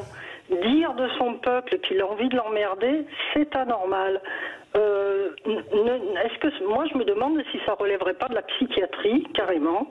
Et puis, je vais vous lire une phrase qu'il a dit en 2018, et vous allez me dire ce que vous en pensez. Je ne suis pas l'enfant naturel du temps calme en politique, je suis le fruit d'une forme de brutalité de l'histoire. C'est une brute pour moi. Voilà, c'est une brute, c'est pas un président, c'est une brute. Voilà. Et on va se faner la brute encore 5 ans. Voilà. J'aime bien se faner. Ouais, on va se faner la brute pendant 5 ans. Voilà. Quelqu'un de bipolaire. Quelqu'un qui dit blanc un jour. Peut-être vous allez loin là, Angèle. On ne sait pas sinon s'il est bipolaire. Écoutez, moi je connais un peu les bipolaires. Je sais dans quel état ils sont. Hein. On peut pas gouverner un pays comme ça. On peut pas. C'est soit on crée de l'unification et quand on fait ça, on s'occupe de tout le monde. Soit, quand on désunit, on n'est pas président de la République. Voilà. D'accord. Frédéric Dumas. Écoutez, quand même, moi, je partage assez ce que vous dites parce que vous avez ressenti ça, cette oppression, mais quand on est député, on la ressent vraiment. On est heurté au plus profond de soi-même par des comportements et des postures. Blessé, oui, vraiment, oui. Et le problème, c'est que que ça soit la droite ou la gauche qui soit au pouvoir, on est d'accord ou pas d'accord. Bon, il y a des choses qui vont, des choses qui vont pas. Là, pendant 5 ans, j'ai été heurtée. Blessé, effectivement, comme vous le dites, vous avez cette phrase, parce que c'est bien que vous ayez donné cette phrase, parce que ce qui est terrible, c'est qu'en fait, il dit les choses, il les assume, et ça passe. C'est-à-dire qu'il a compris que plus il allait loin, et plus ça passait, et ça devient un peu indolore, plus personne ne voit les choses. Quand pendant la crise sanitaire, il a fait une vidéo, une visio avec le monde de la culture. Il a osé, par exemple, prononcer, il a parlé de chevaucher le tigre, plus ou moins. Et quand on regarde, c'est le titre c'est presque le titre d'un ouvrage d'un écrivain penseur italien des années 60, fasciste, qui ce penseur est contre la démocratie.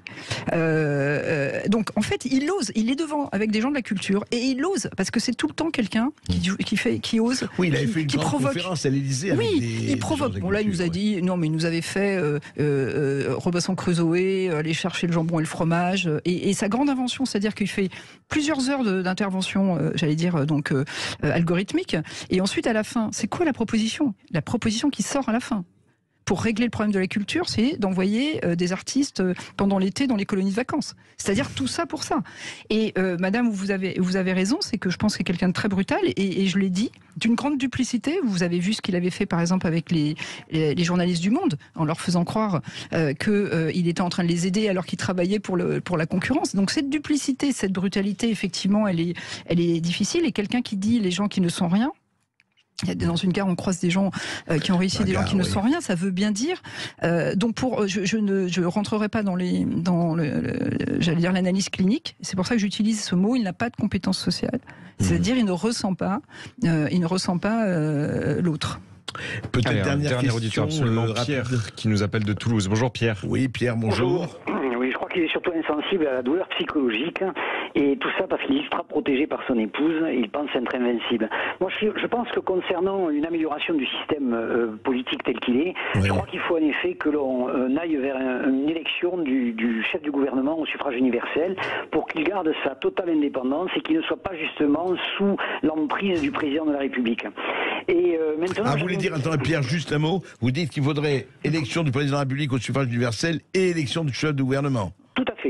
Ça, et justement, on fait 7 ans pour le président de la République et 5 ans ou 4 ans pour le Premier ministre, par exemple. Ce qui permettrait justement d'avoir une politique tout à fait différente, c'est-à-dire le président pense une chose et le gouvernement, c'est-à-dire le Premier ministre, pense autre chose. Ça permettrait une sorte d'alternance. Cohabitation, mais toutefois sans avoir la même mise sur le Premier ministre. Ma question est la suivante. Est-ce que vous qui avez été à Liberté des Territoires, est-ce que vous partez sous une bannière, une étiquette bien précise, ou est-ce que vous partez en femme libre, en quelque sorte, en femme, je dirais, sans étiquette?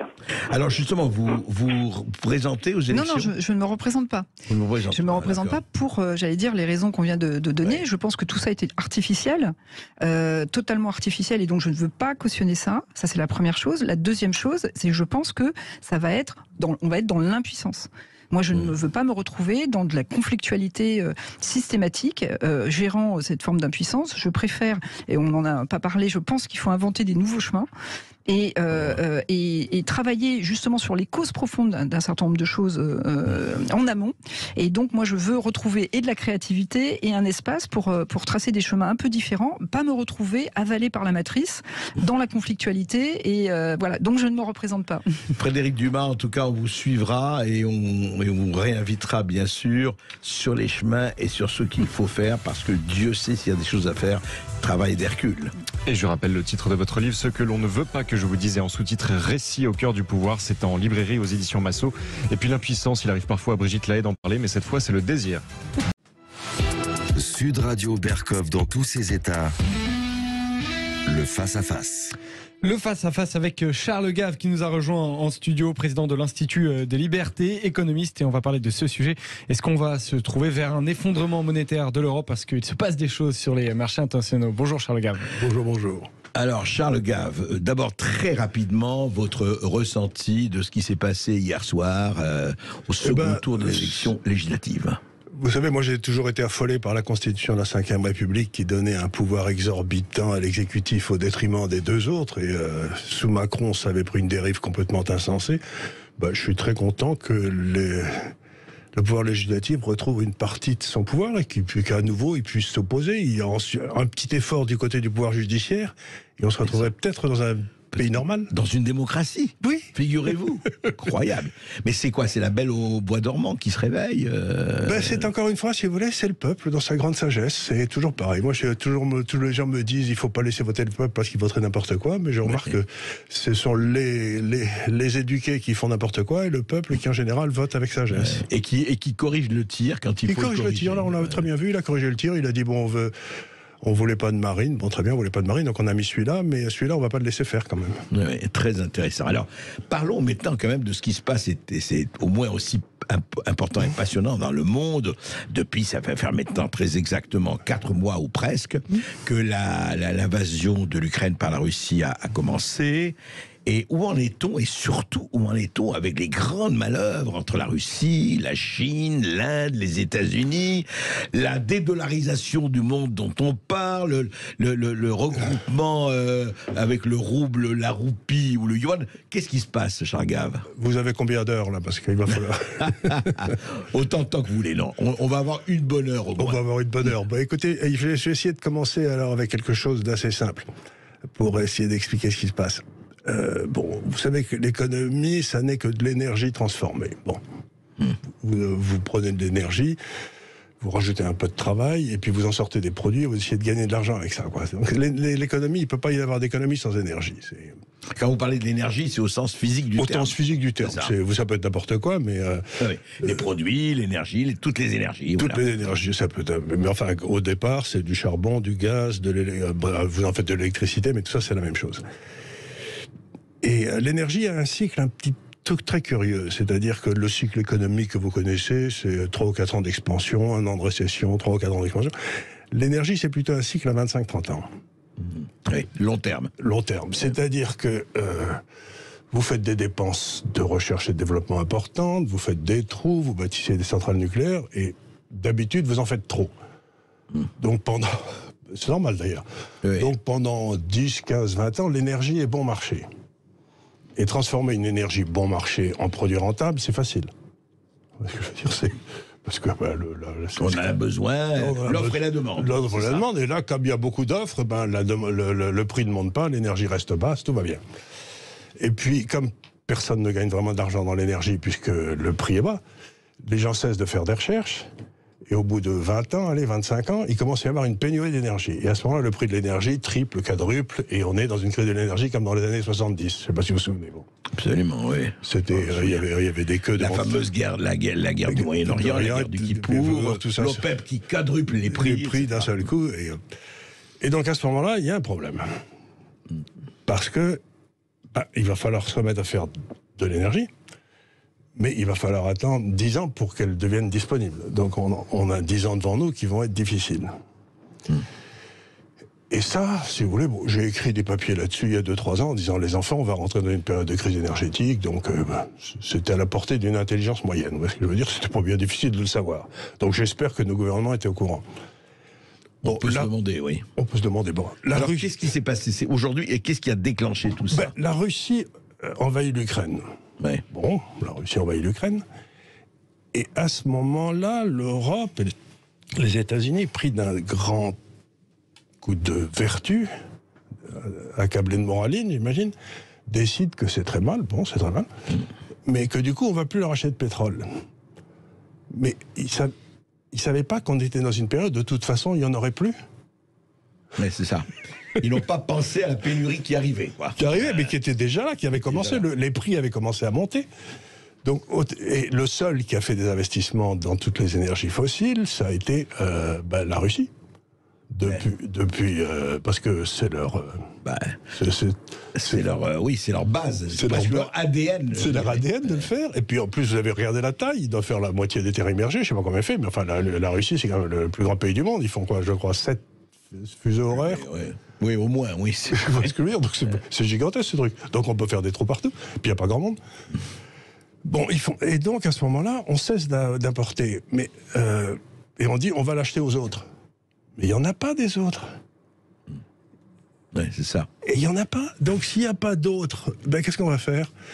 On va être obligé... Vous savez ce qui va se passer? Je dis ça, j'en sais rien. Mais probablement, la Russie va vendre du pétrole à l'Inde, qui va nous le raffiner. C'est ce qui se passe. Ça se passe déjà. Et qui va nous le revendre à 3 fois le prix. Absolument. Ça se passe déjà. Et en plus, on avait signé des tas de contrats avec la Russie qui étaient en euros. Donc, on payait notre pétrole en euros, donc on imprimait des jolis bouts de papier en les envoyant en russe, et ces braves gens étaient assez sympathiques pour reprendre une partie de ces euros et acheter nos obligations d'État avec. Donc, quelque part, c'est un grand secret, mais on ne le payait pas, notre pétrole. Oui, on leur donnait de la fausse monnaie, et avec cette fausse monnaie, ils achetaient nos fausses obligations. Vous voyez, Charles Gave, on reprend tout ça, c'est passionnant. On reprend tout ça après les informations. À tout de suite. Ici Sud Radio. Les Français parlent au français. Je n'aime pas la blanquette de veau. Je n'aime pas la blanquette de veau. Sud Radio Berkov dans tous ses états. Il le faut bien, hein. Quand même hier soir en France, je ne dirais pas qu'on a renversé toute la table, mais on a cassé un peu de vaisselle, hein, et on verra les conséquences assez vite.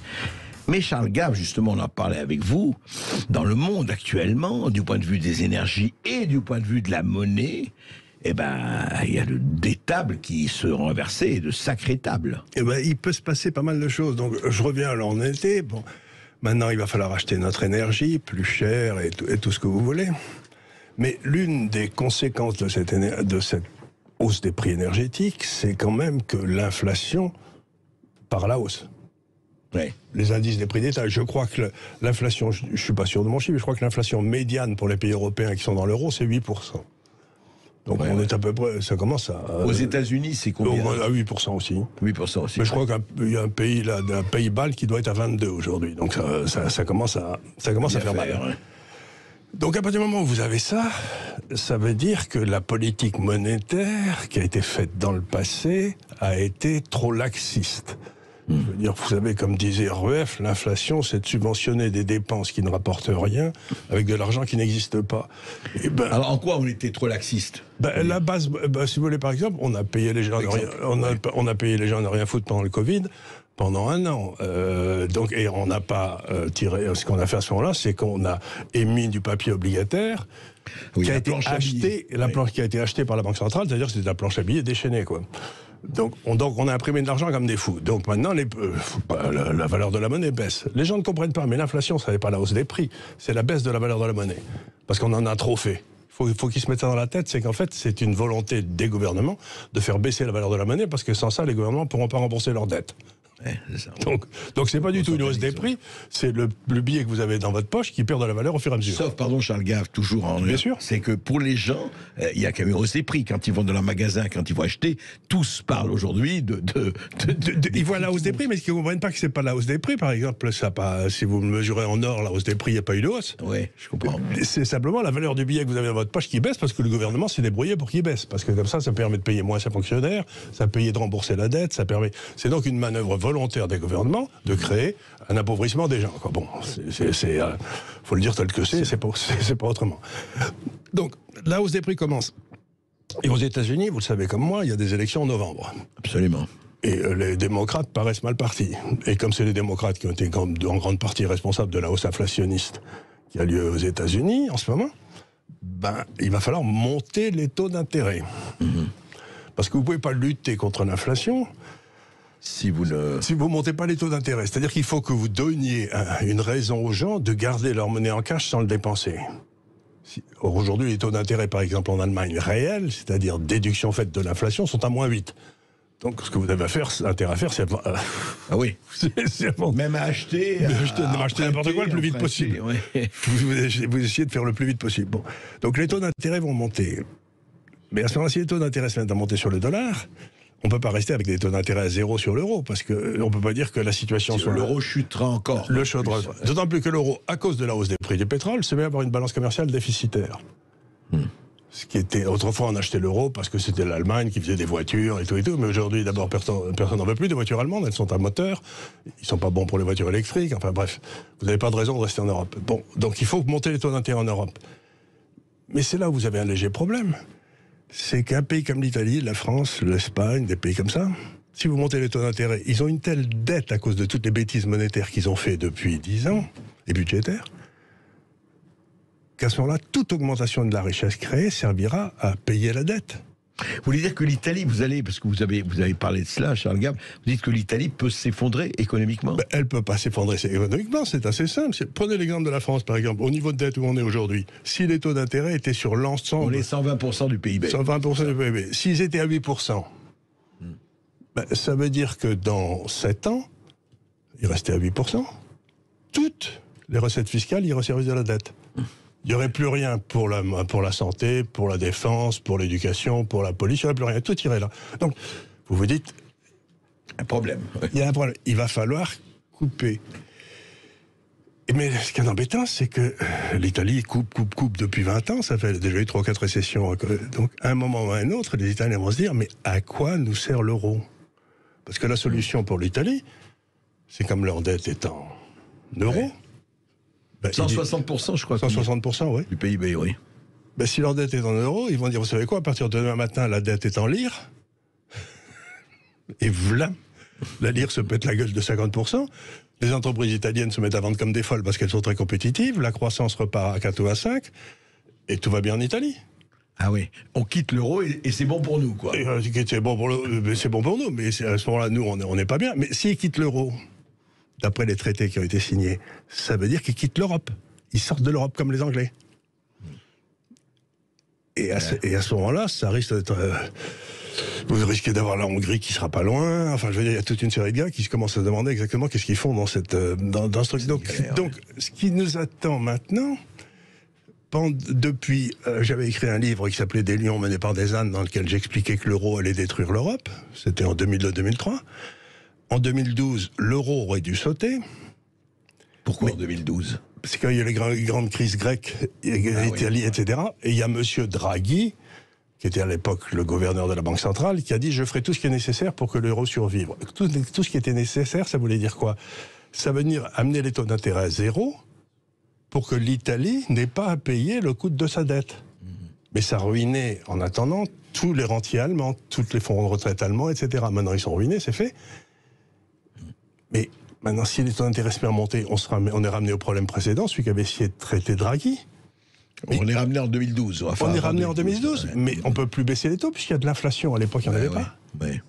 Donc, on est, pour la première fois depuis que l'euro crée, il y a une différence essentiel entre ce que veut l'Allemagne, arrêter l'inflation, c'est-à-dire monter les taux, et ce dont a besoin l'Italie, c'est-à-dire d'avoir des taux zéro. On ne peut pas avoir les deux à la fois.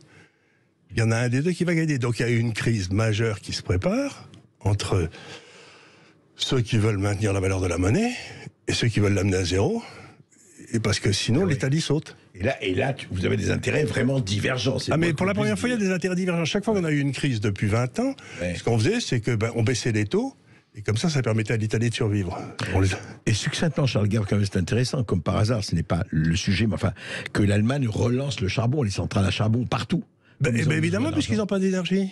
Oui, c'est incroyable. Ils vont polluer comme des fous alors que c'est les écolos allemands qui dirigent. Non, mais et c'est là où ça devient grotesque. C'est que je ne sais pas si vous le savez, mais ça fait un petit moment qu'ils brûlent du charbon. Donc quand les Allemands brûlent du charbon et que le vent arrive du nord-est, Paris est plein de poussière de charbon. Vous savez, parce que ça arrive avec le vent. Ça arrive ici, oui. Ça arrive ici. Et qu'est-ce que fait Madame Hidalgo ? Elle nous fait passer en circulation alternée.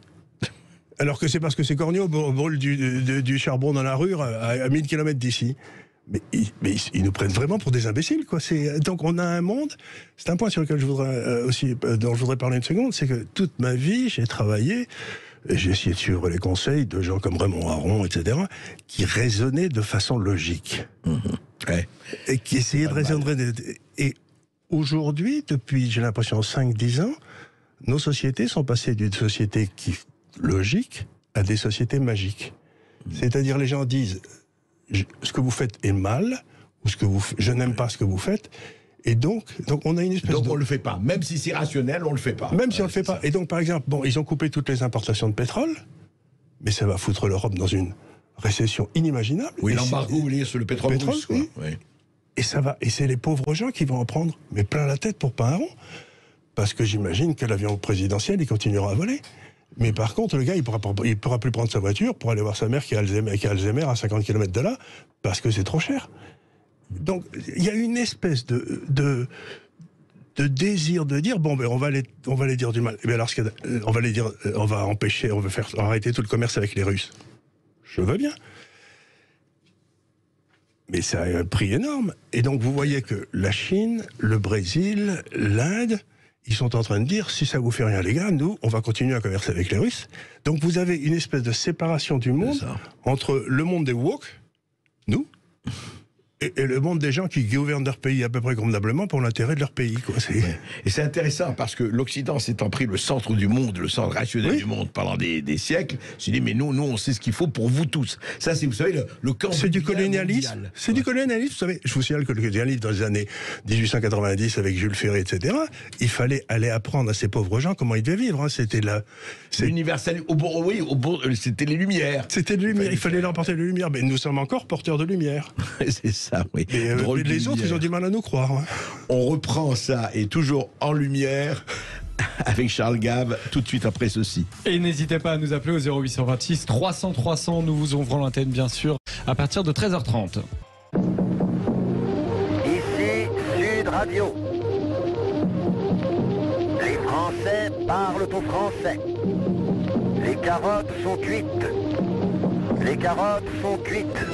Sud Radio Berkov dans tous ses états.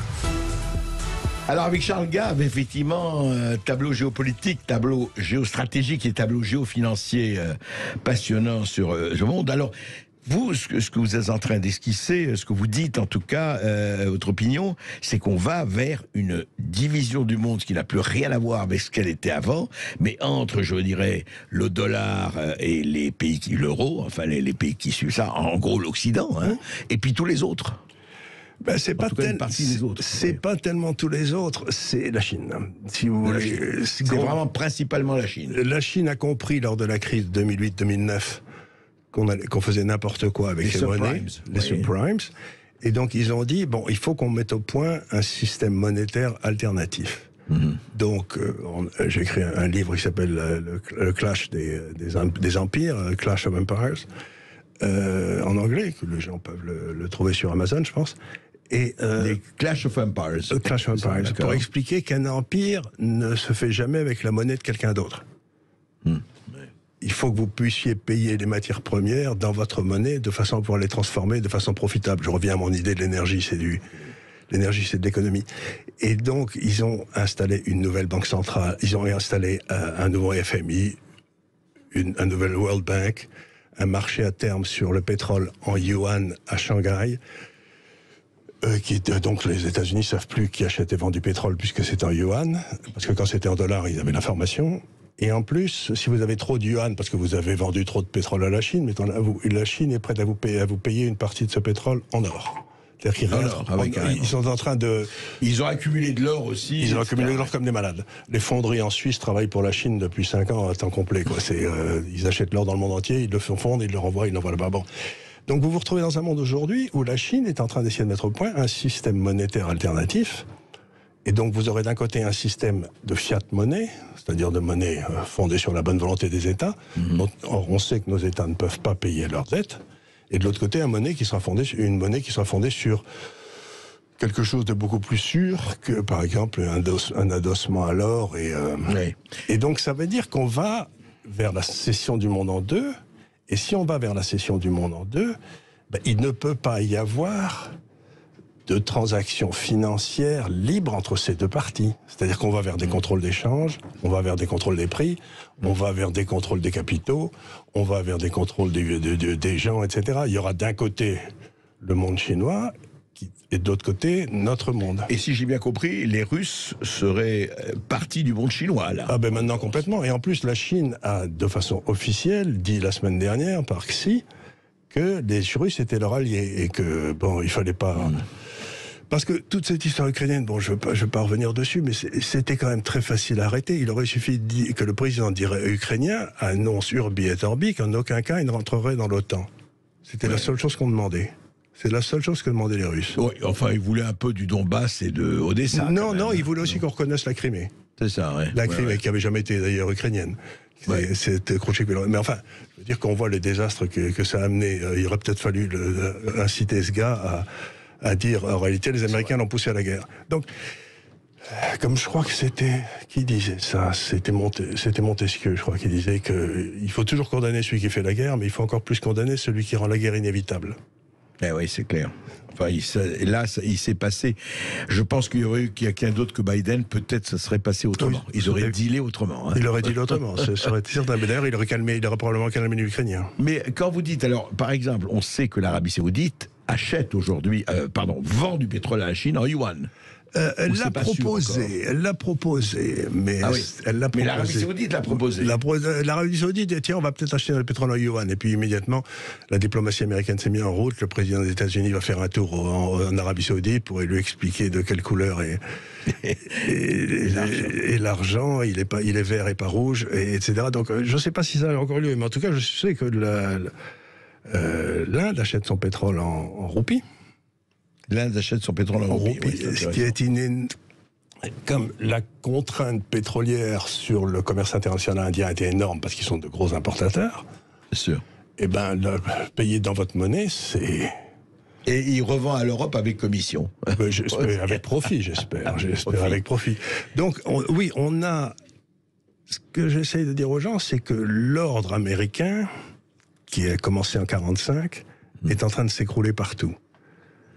Et là, je voudrais faire une petite remarque un petit peu anecdotique, mais qui va peut-être intéresser vos auditeurs.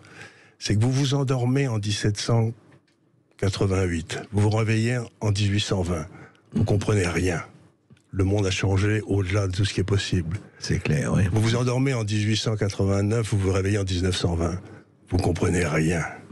Le monde a changé. Et vous vous endormez en 1989 et vous vous réveillez en 2020, vous comprenez rien. Il n'y a plus d'Union soviétique, la Chine est le premier pays du monde, etc. Donc ce que j'essaie de dire, c'est que la durée de vie des institutions humaines, c'est à peu près 70 ans. Et puis ensuite, elles disparaissent parce qu'elles sont devenues trop lourdes, etc. Donc il faut bien se rendre compte qu'on est dans une période réellement révolutionnaire où les institutions, des choses comme l'Europe, etc., peuvent tout à fait disparaître. C'est la fin des empires, enfin de certains empires. Oui, c'est ça, ça correspond à la fin des empires. Donc on est dans cette période-là. Et donc, on va changer de monnaie, on va changer de... Dans mon métier, qui est celui de conseiller des gens qui ont trop d'argent pour leurs biens, je leur dis toujours, vous pouvez acheter deux choses. Vous pouvez, dans les marchés, seulement deux, vous pouvez acheter un contrat, c'est-à-dire une obligation de l'État français, c'est un contrat que vous passez avec l'État français qui vous remboursera en euros, etc. Ou vous pouvez acheter une part de propriété, c'est-à-dire une action liquide, comme je dis toujours en rigolant. Eh bien, acheter des contrats dans le monde dont les institutions vont s'écrouler, c'est une imbécilité. Vous ne devez acheter que des parts de propriété. Oui. Vous voulez dire des actions de tel ou de tel ou de tel. Vous avez 20 ans en 1920, vous avez survécu en Allemagne, vous avez survécu à la Seconde Guerre mondiale. Vous voulez faire votre retraite. Mais qu'est-ce que vous faites ? Vous achetez de l'immobilier, il est bon, il ne reste plus rien. Vous achetez de la monnaie, elle disparaît deux fois. Enfin, des obligations. Vous parlez de la Première Guerre mondiale. Première Guerre mondiale. Vous achetez, je ne sais pas, de l'or, vous vous retrouvez dans un camp de concentration parce que c'est interdit. Vous achetez IG Farben, Deutsche Bank et Mercedes, et vous prenez votre retraite 40 ans après, tranquillement. Donc, ce que j'essaie de dire, c'est que le capitalisme a signe merveilleux qui vous permet de vous placer dans le temps et que les gens, comme dans les affaires, sont en général assez habiles à naviguer ce genre de période, beaucoup plus que vous. Donc ce que vous devez faire, c'est prendre le risque de la volatilité. Mais je sais que tous les gens qui ont aujourd'hui des retraites en France, comme 70% des retraites, c'est des obligations de l'État français, et ben ça va rien valoir. Et ça n'a rien à voir avec les 60 ans, avec 65 ans. Et surtout les gens qui ont des petites retraites et qui se demandent à quelle sauce ils vont être mangés. Ils vont être mangés. Je ne sais pas à quelle sauce, mais ils vont être mangés. Mais c'est ça qui est horrible. C'est qu'à la place de protéger ces gens-là, on accélère leur appauvrissement par l'intermédiaire de l'inflation. On a l'impression vraiment qu'on vit, enfin vous allez dire c'est pas nouveau, mais il y a vraiment les deux mondes. Hein. Je veux dire, la noblesse et le tiers-état. Ah mais c'est exactement ça. Et moi, j'ai l'impression que la noblesse, comme vous la décrivez, ces gens haut, ils ont décidé que finalement, il fallait rattacher les paysans à la glèbe. Il fallait les empêcher de bouger. Il fallait les empêcher de bouger, les empêcher de prendre l'avion, parce qu'après ça, il y a trop de monde au Parthénon qu'on va le visiter. Enfin, je veux dire... Ils nous gênent. Ces gueux nous gênent, exactement. Et je crois que c'est ce qu'on a vu dans les élections, beaucoup. Hein. Je crois qu'il y a beaucoup de gens qui ont voté contre Macron, parce que il se prenait vraiment pour un marquis Louis XV, quoi. Ça a été la réaction, effectivement, des gueux. Enfin, des gueux, je veux dire, de ceux que l'on prend pour des gueux. Qui ne sont pas plus bêtes qu'autre chose. Hein. C'est évident. On se retrouve tout de suite après ceci avec des auditeurs de Sud Radio et Charles Gave. Ici Sud Radio. Les Français Français parlent au français. Je n'aime pas la blanquette de veau. Je n'aime pas la blanquette de veau. Sud Radio Berkov dans tous ses états. Jusqu'à 14h, nous sommes avec Charles Gave, président de l'Institut des libertés et économiste. Et tout de suite, la parole est à vous, les auditeurs. Et on reçoit tout de suite, vous avez composé Chantal de Bastia. Bonjour Chantal. Bonjour Chantal. Bonjour André. Alors écoutez, je suis, mais alors, enchanté. J'ai pas de nom que je puisse échanger avec monsieur Charles Gave. Eh bien, vous voyez, tout arrive. Je le suis sur Institut des libertés avec sa fille. C'est toujours très intéressant. Là, il a fait, je dis vraiment à vos auditeurs d'écouter, bon, ça dure 3 heures, hein, l'échange avec Olivier Delamarche. Ouais. Et vraiment, je voudrais le remercier parce que il nous... J'étais vanné. Vraiment, il nous oriente, il nous aiguille, il nous explique, parce que l'économie, c'est quand même pas évident. Alors, je voudrais vraiment le remercier pour tout ce qu'il fait. Et ben voilà, c'est fait. Vous avez raison. Ça, c'est une première chose. Une deuxième chose, bon, pour moi, la guerre en Ukraine, les États-Unis, je pense qu'il leur fallait un conflit parce que vu qu'ils sont en crise économique, à un moment donné, il faut chercher de l'argent ailleurs. Mais moi, sur laquelle je voulais interroger M. Gave, M. Macron, entre les 2 tours, donc sur le tarmac, a dit nous allons être en économie de guerre. Ben oui. Alors là, j'ai vu qu'en Espagne, ils ont fait passer une loi, enfin, en tout cas le gouvernement espagnol est OK pour donc tout saisir, l'épargne, pouvoir réquisitionner le privé, le public, les gens, et l'épargne en cas de crise financière, de guerre.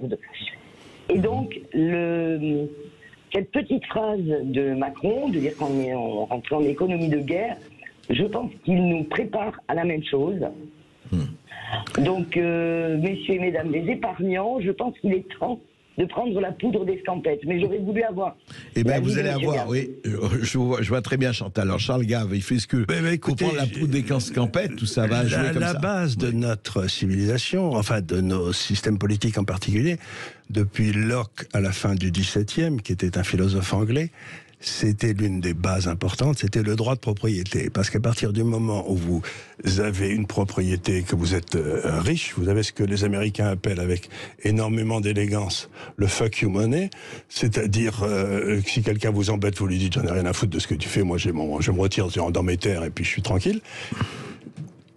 Et la seule façon de rendre les gens esclaves, c'est de leur enlever leur propriété. Donc il faut bien que vous rendiez compte que ça fait des années qu'on ronge le droit de propriété partout, petit à petit.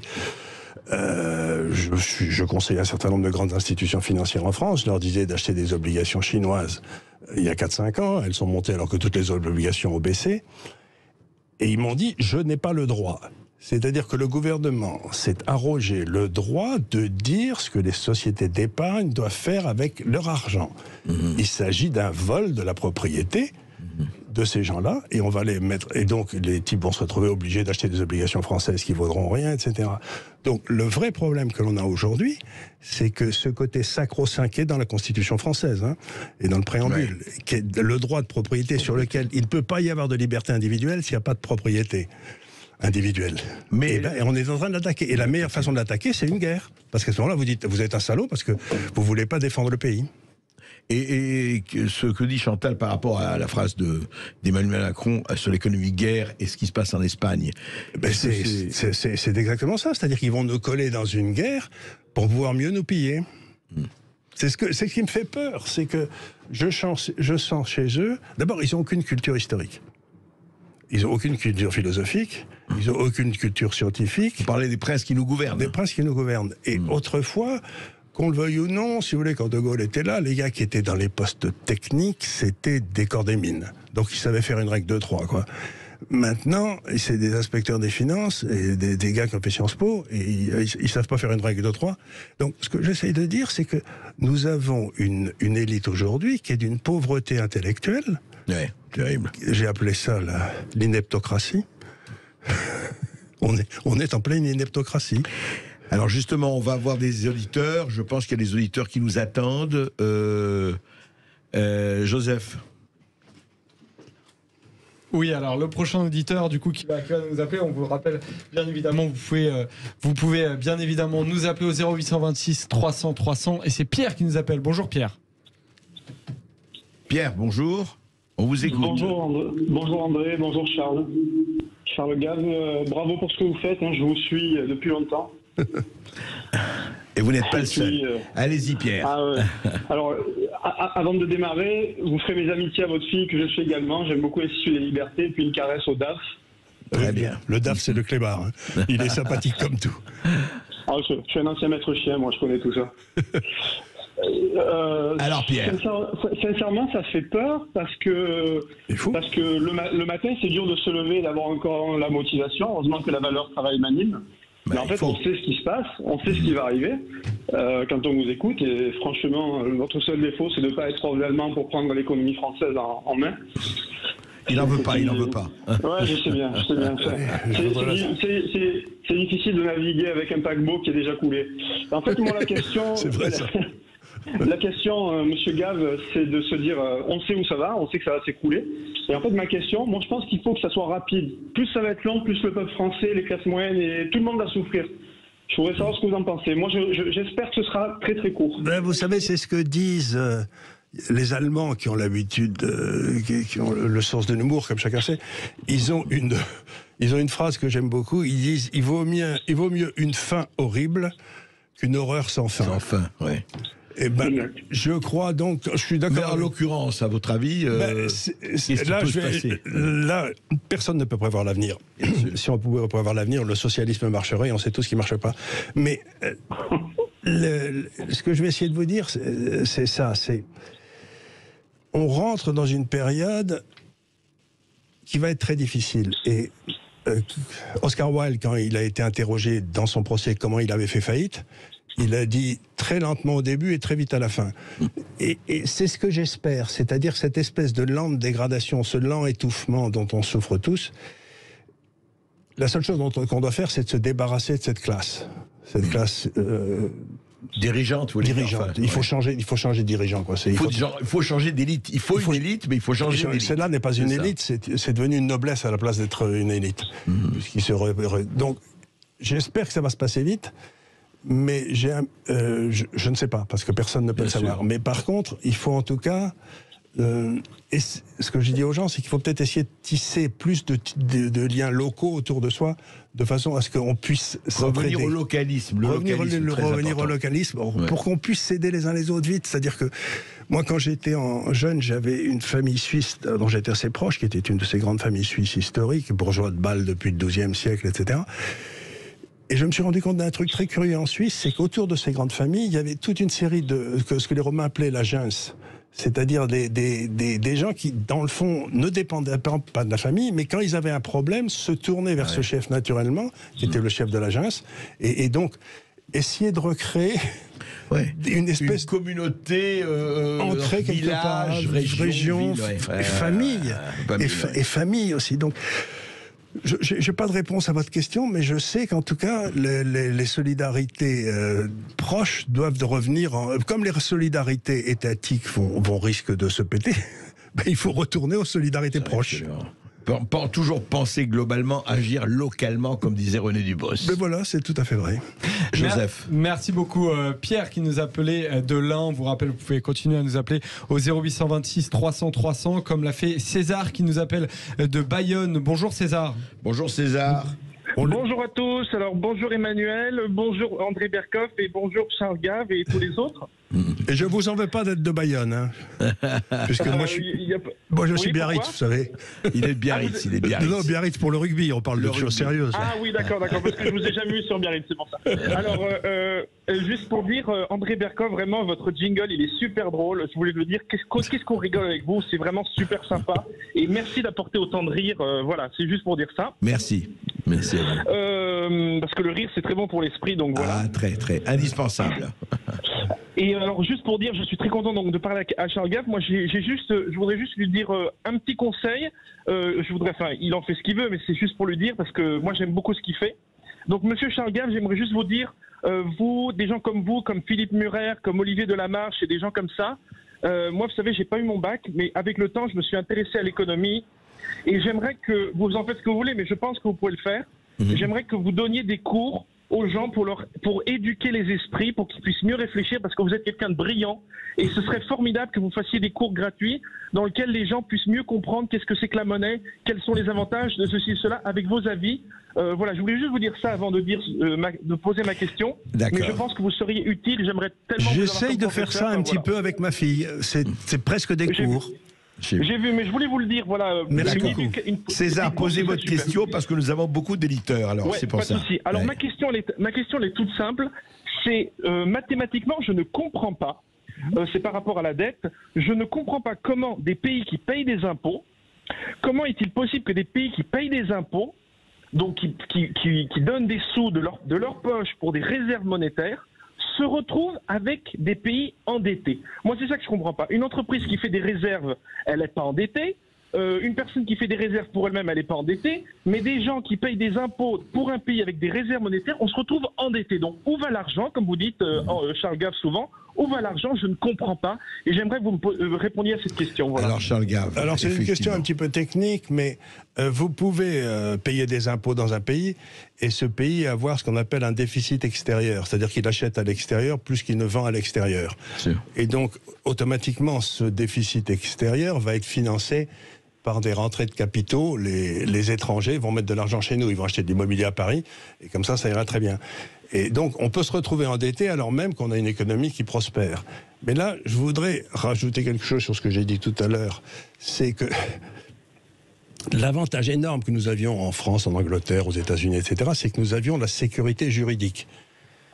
Ça veut dire la sécurité juridique, c'est-à-dire que si vous étiez un oligarque russe, que vous achetiez un club de football, il était à vous. Et on n'allait pas vous le piquer.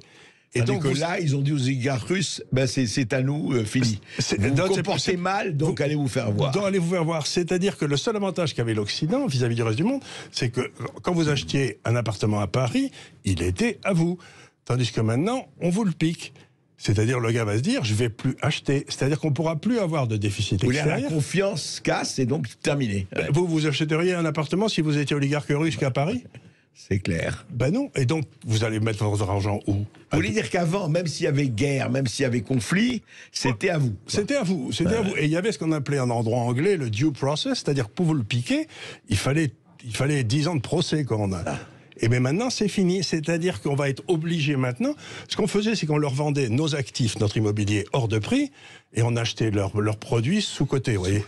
Et donc, ça marchait très bien pour nous. Mais maintenant, ce qui va se passer, c'est qu'on va devoir acheter leurs produits à leur vrai prix et qu'ils ne vont plus acheter nos produits surcotés. Donc, on va avoir une baisse du niveau de vie phénoménale. C'est clair. Restez avec nous sur Sud Radio, on est avec Charles Gave, économiste, et on parle de la crise monétaire et notamment en Europe. N'hésitez pas à appeler au 0826 300 300. On retrouvera juste après une courte pause Cédric de Béziers qui nous a appelé. Vous êtes sur Sud Radio. Ici Sud Radio. Les Français parlent au français. Les carottes sont cuites. Les carottes sont cuites. Sud Radio Berkov dans tous ses états. On est ensemble jusqu'à 14h. Charles Gave est avec nous et Cédric de Béziers a composé le 0826 300 300. Bonjour Cédric. Oui, bonjour Cédric. Bonjour à tous, monsieur Berkov. Bonjour monsieur Charles Gave. En fait, j'aurais voulu avoir une réponse à mes questions parce qu'en fait, je me pose beaucoup de questions aujourd'hui et je crois qu'il y a beaucoup plus de spéculation sur l'économie française aujourd'hui qu'il n'y a d'importations ou il y a eu d'importations qui viennent de Russie ou d'Ukraine. Sur les 6 derniers mois, on a eu une augmentation sur le bioéthanol de plus de 30 centimes. D'accord. Donc là, je pense que ça ne vient pas d'Ukraine puisque ça arrive de France. C'est un produit 100% français. C'est du jambon de montagne qui est passé à 1 euro de plus ces derniers temps. Et tout comme ça augmente au fur et à mesure. Donc à un moment donné, je crois qu'en fait, sous le biais de cette soi-disant guerre qui existe et qui est complètement réelle, moi j'ai travaillé dans les produits chimiques et dans le bio, dans le carburant notamment. Et on sait qu'on a 0,5% d'importation russe de produits pétroliers. Tout le reste nous vient du Venezuela ou d'Arabie Saoudite et d'autres pays. Pourquoi pourquoi en fait on joue là-dessus, si ce n'est peut-être pour renflouer en fait les caisses de l'État qui souhaitaient déjà depuis très longtemps que le carburant passe à plus de 2 €. Voilà ma question et j'aimerais savoir si en fait ils pouvaient nous y répondre parce que je pense qu'en fait on nous prend pour des imbéciles et sous le biais de quoi qu'il en coûte sur le côté mondial, en fait les États récupèrent l'argent par le biais du carburant puisqu'en fait il y a des taxes et que ce soit en Espagne, que ce soit au Portugal ou n'importe où, en fait, tout devenait à peu près égal, comme si qu'en fait il fallait rembourser le coronavirus par le biais de ce carburant. Oui, on a bien compris, non, Cédric, que vous avez raison. En fait, on spécule. Nous, voilà, ce soir on improvise, non, ce soir on spécule. C'est-à-dire des produits qui sont d'ici, qui n'ont rien à voir avec l'Ukraine. Vous placez-vous dans la position du gars qui vend ses produits en France. Il est très bien, il va pas l'augmenter pour les Français, soit. Mais s'il y a un étranger qui arrive et qui, lui, en a absolument besoin et qui est prêt à payer 2 fois plus, le prix va monter. Il se trouve que dans un certain nombre de produits, vous avez ce qu'on appelle des prix mondiaux. C'est-à-dire, c'est pas en France, même si c'est la France qui est le principal producteur. Par exemple, la France est un gros producteur de blé, mais vous vendez sur le marché international le prix au prix mondial qui incorpore le prix américain, le prix ukrainien, le prix russe, etc. Donc, vous pouvez dire, vous savez ce qu'on va faire, c'est qu'on va fermer, on va interdire à la France d'exporter son blé, mais de quel droit punissez-vous un pauvre paysan français qui, depuis des années, avait un blé qui était bas, pour une fois que ça monte, une fois qu'il va gagner sa vie, on va lui piquer. Et puis on sait très bien comment ça marche, de bloquer les prix. Vous bloquez les prix, et ensuite vous vous retrouvez 2 ans après avec des camps de concentration partout, parce que ça ne marche jamais, ça n'a jamais marché nulle part. La seule chose qui marche, c'est des prix libres. Non mais, oui, mais ce que dit Cédric, pardon... non, on pourrait peut-être arrêter d'augmenter les impôts sur par exemple, il y a la TVA qui est en pourcentage, on pourrait peut-être mettre un impôt en prix fixe. Mais en réalité, ce qu'il faut faire en France, c'est qu'on a aujourd'hui un système fiscal qui est incompréhensible. Moi, qui suis pas plus bête qu'un autre, je fais faire ma déclaration d'impôt, qui est pas très compliquée, par un spécialiste. Ça me coûte la peau des fesses, parce que c'est incompréhensible. Quand j'étais à Hong Kong, ma déclaration d'impôt, c'était une carte postale. Vous avez gagné combien cette année ? Vous nous envoyez 17%, merci beaucoup. Basta, c'était que ça. C'était que ça. Tandis qu'aujourd'hui, il y a des trucs dans tous les sens, personne n'y comprend rien. Donc, la vraie question que vous devriez vous poser, c'est aujourd'hui, l'État français prélève à peu près 62% de la richesse française. Et rien ne marche. Pour en faire quoi ? Voilà, rien ne marche. La police ne marche pas, la justice ne marche pas, l'armée ne marche pas. L'armée a 2 jours de munitions aujourd'hui. Il vaut mieux pas qu'on se fasse attaquer par les Vraiment Russes. 2 jours de munitions. 2 jours de munitions, c'est absolument effrayant. Et donc, rien ne marche. L'éducation, c'est un désastre. Donc, vous vous dites, il faudrait faire un audit des dépenses de l'État. Un type comme Charles Pratt, que vous avez reçu, nous explique qu'il y a 53 milliards de fraude. Moi, je ne sais pas, si j'étais au gouvernement, je m'intéresserais à ce bouquin, en disant à Charles Pratt, je le ferais venir et je lui disais, expliquez-moi comment je peux économiser 53 milliards sur des crapules. Or, ça ne sait pas produire. Tout le monde s'est débrouillé pour qu'il ne puisse pas se présenter aux élections. Donc, en même temps, c'est très bien.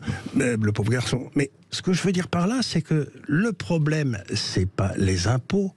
Tout le monde est d'accord pour qu'il y ait des impôts. Le problème, c'est l'utilisation des impôts.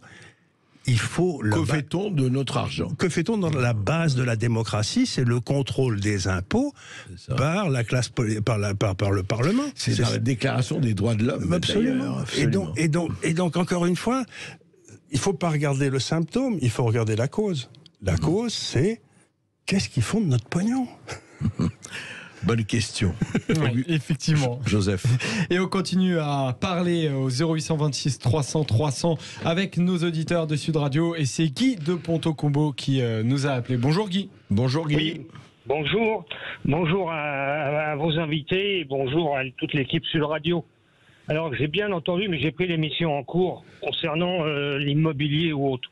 Oui. Je me suis peut-être fait une fausse idée ou j'avais peut-être des certitudes, mais je pensais que les suzerains qui nous gouvernent avaient intérêt à ce que nous, on s'endette au maximum et que l'on devienne propriétaire d'un maximum de choses pour avoir les pieds et poings liés de façon à ce que nous puissions plus descendre dans la rue pour quoi que ce soit. Oui, c'est vrai, parce qu'il faut rembourser, le prêt. Parce qu'il faut rembourser. Et c'est ce qui fait que les gens ne bougent pas. Et que les gilets jaunes, ça a été un feu de paille pratiquement. Parce que les gens ne bougeront plus maintenant, je pense. C'est pas faux ce que vous dites. Il ne faut pas oublier que, par exemple, dans la vieille tradition juive, bien avant le Christ et tout, il y avait, je crois, ce qui s'appelait le jubilé. Tous les 70 ans, on annulait toutes les dettes. Parce que quelque part, un homme qui est endetté n'est pas libre. C'est vrai. Et donc, moi, personnellement, j'ai refusé d'avoir des dettes jusqu'à 40-45 ans. J'en ai d'ailleurs très peu, parce que dès que j'ai des dettes, je suis très mal à l'aise. D'abord, j'en suis un coup de téléphone de ma banque, je me mets à transpirer. C'est parce que nous faisons partie de l'ancienne génération. Non, c'est que simplement, peut-être les gens n'ont pas compris comment ils devenaient esclaves. Et on devient esclave par la dette. Donc, je connais peu de gens qui se sont enrichis en s'endettant. Oui, mais en même temps, comment vous voulez faire? Parce que vous dites ça, Charles Gave, et vous avez réussi peut-être justement à éviter ça. Mais vous savez, les gens qui ont envie d'un appartement, d'une maison, etc., mais ils n'ont pas les moyens de la payer. Donc, ils vont s'endetter. Donc, on revient à la propriété. Vous dites d'un côté, écoutez, il faut être propriétaire, c'est une bonne chose, et c'est vrai. Et d'un autre côté, mais j'ai pas les moyens, moi, d'acheter. Dans ce moment-là, il faut louer.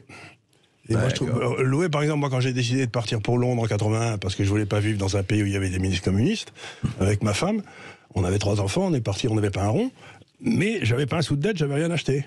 Donc j'ai rendu les clés de mon appartement, ou que je louais, j'ai dit merci beaucoup. Et le 14 septembre, j'étais à Londres, mes enfants inscrits au lycée. Donc la dette, c'est une façon de réduire votre liberté. Imaginez que vous trouviez un boulot, je sais pas où, à Avignon, et puis vous le perdez, vous en trouvez un autre à Toulouse. Si vous achetez à Avignon, vous êtes coincé. Ouais, il faut pouvoir vendre, etc. Il faut pouvoir le vendre, ça va vous coûter la peau des fesses. Le gouvernement va prendre 10% à l'aller, 10% au retour. En fait, c'est toujours pareil, entre liberté et sécurité, quelquefois il faut choisir. Et celui qui choisit la sécurité, il n'aura ni la sécurité ni la liberté. Benjamin Franklin. Ça, d'accord. Juste une question avant de partir. Que pensez-vous de tous ces aigres fins qui nous gouvernent et qui veulent et qui apprennent à gérer leurs dettes? Oui, mais encore une fois, c'est pas perdu pour tout le monde. Vous savez, il y a quelque chose en France qui marche très très bien, qui s'appelle le capitalisme de connivence. C'est-à-dire que si vous êtes copain avec un gars qui a fait l'ENA et etc., et il va vous passer des contrats qui seront faits et qui sont payés avec de l'argent emprunté, le pays s'appauvrira, mais lui, il gagnera. Donc, ce que j'essaie de dire, c'est que 3 possibilités aujourd'hui quand on analyse la France. La première, c'est que nous soyons gouvernés par des imbéciles, ce qui est possible. Un certain nombre. Envisageable. C'est une hypothèse qui peut être retenue. La deuxième, qui est aussi très importante, c'est qu'ils aient un agenda caché qu'on ne comprenne pas. Vous voyez, c'est ceux qui vous parlent de Davos et tous ces trucs-là. Bon, je ne sais pas s'il y en a un, j'y crois pas. On va me traiter de complotiste. Attention, on va me traiter de complotiste. Donc, je dis, il y a peut-être un horrible complot. Moi, je ne suis pas capable de juger. Et la troisième, c'est que ce soit tout simplement des crapules et qui nous volent. Si vous avez une quatrième idée, faites-le moi savoir. J'en connais pas d'autres, moi. Oui, en tout cas, le capitalisme de connivence, on sait qu'il existe, pas seulement en France, mais ailleurs. Oui. Et c'est vrai qu'il ne faut pas oublier que beaucoup de gens continuent à s'enrichir, bien sûr. Bien sûr, en volant les autres. Ce qui n'est pas normal. Est-ce qu'on peut avoir Augustin? Alors, on n'a pas d'auditeurs, on n'a plus d'auditeurs, mais par contre sur le Facebook Live, ça réagit énormément, oui. André. Alors, par exemple, évidemment, il y a par exemple Neige qui se dit, le problème c'est que l'argent n'est pas redistribué. Où va-t-il? C'est vrai qu'il y a énormément de commentaires sur le Facebook Live de Sud Radio, et les gens se demandent, c'est le problème de la redistribution aussi. Ils se posent beaucoup cette question, ils ne comprennent pas vraiment où va leur argent. Ça, ils ont bien raison. Moi non plus d'ailleurs. Et où va l'argent? Là, vous savez, je vais peut-être terminer alors avec une astuce d'un homme que j'aimais beaucoup qui s'appelait Milton Friedman. Il disait, vous avez 4 façons de dépenser de l'argent. Vous avez de l'argent que vous avez gagné vous-même et que vous dépensez pour vous. Oui, à ce moment-là, il est en général bien dépensé. Absolument. De l'argent, c'est votre argent et vous le dépensez. L'argent que vous avez gagné vous-même et que vous dépensez pour quelqu'un d'autre. En général, la personne pour laquelle vous le dépensez, je ne sais pas si j'achète une Ferrari à ma femme, par exemple, elle va peut-être pas être enthousiasmée. Vous voyez, c'était pas la première chose auquel elle aurait pensé. Moi, ça m'amuse, la Ferrari, mais peut-être pas elle. Vous voyez ce que je veux dire? Et puis, vous avez de l'argent que quelqu'un d'autre a gagné, par exemple votre grand-père, et que vous dépensez vous, l'héritage. Bon, il sera dépensé peut-être pas au mieux des intérêts de tout le monde. Et puis de l'argent que personne n'a gagné et qui est dépensé pour quelqu'un d'autre, qui a été piqué à une 3e personne, c'est-à-dire l'État, ça c'est n'importe quoi. Parce que les gars, ils dépensent pour être réélus. il dépense pas pour faire le bien, il dépense pour être élu. Donc c'est là où il passe. Il passe dans des activités de corruption de ces gars-là qui cherchent à être élus, point barre. Voilà. Et donc plus vous allez... une société libre, c'est une société où il y a la plus grosse partie de l'argent qui est gagnée et dépensée par le même. Oui, ce qui paraît quand même, je dirais, d'une sagesse élémentaire. Mais encore faut-il la pratiquer. Merci beaucoup André Berkoff, merci beaucoup Charles Gave. On se retrouve demain évidemment dans André Berkoff dans tous ses états. Nous recevrons Nicolas Meillan, membre des Éconoclastes, sur ce sujet, guerre énergétique et tout électrique. Cette vision est-elle vouée à l'échec? Restez sur Sud Radio, Brigitte Lahaye tout de suite est avec vous jusqu'à 16h. Comment rester en forme, en bonne santé, bien dans sa peau et dans sa vie? Des conseils avisés et simples à la portée de tous. Et elle sera avec professeur Michel Lejoyeux, professeur de psychiatrie et d'addictologie à l'université Paris 7. Merci à tous.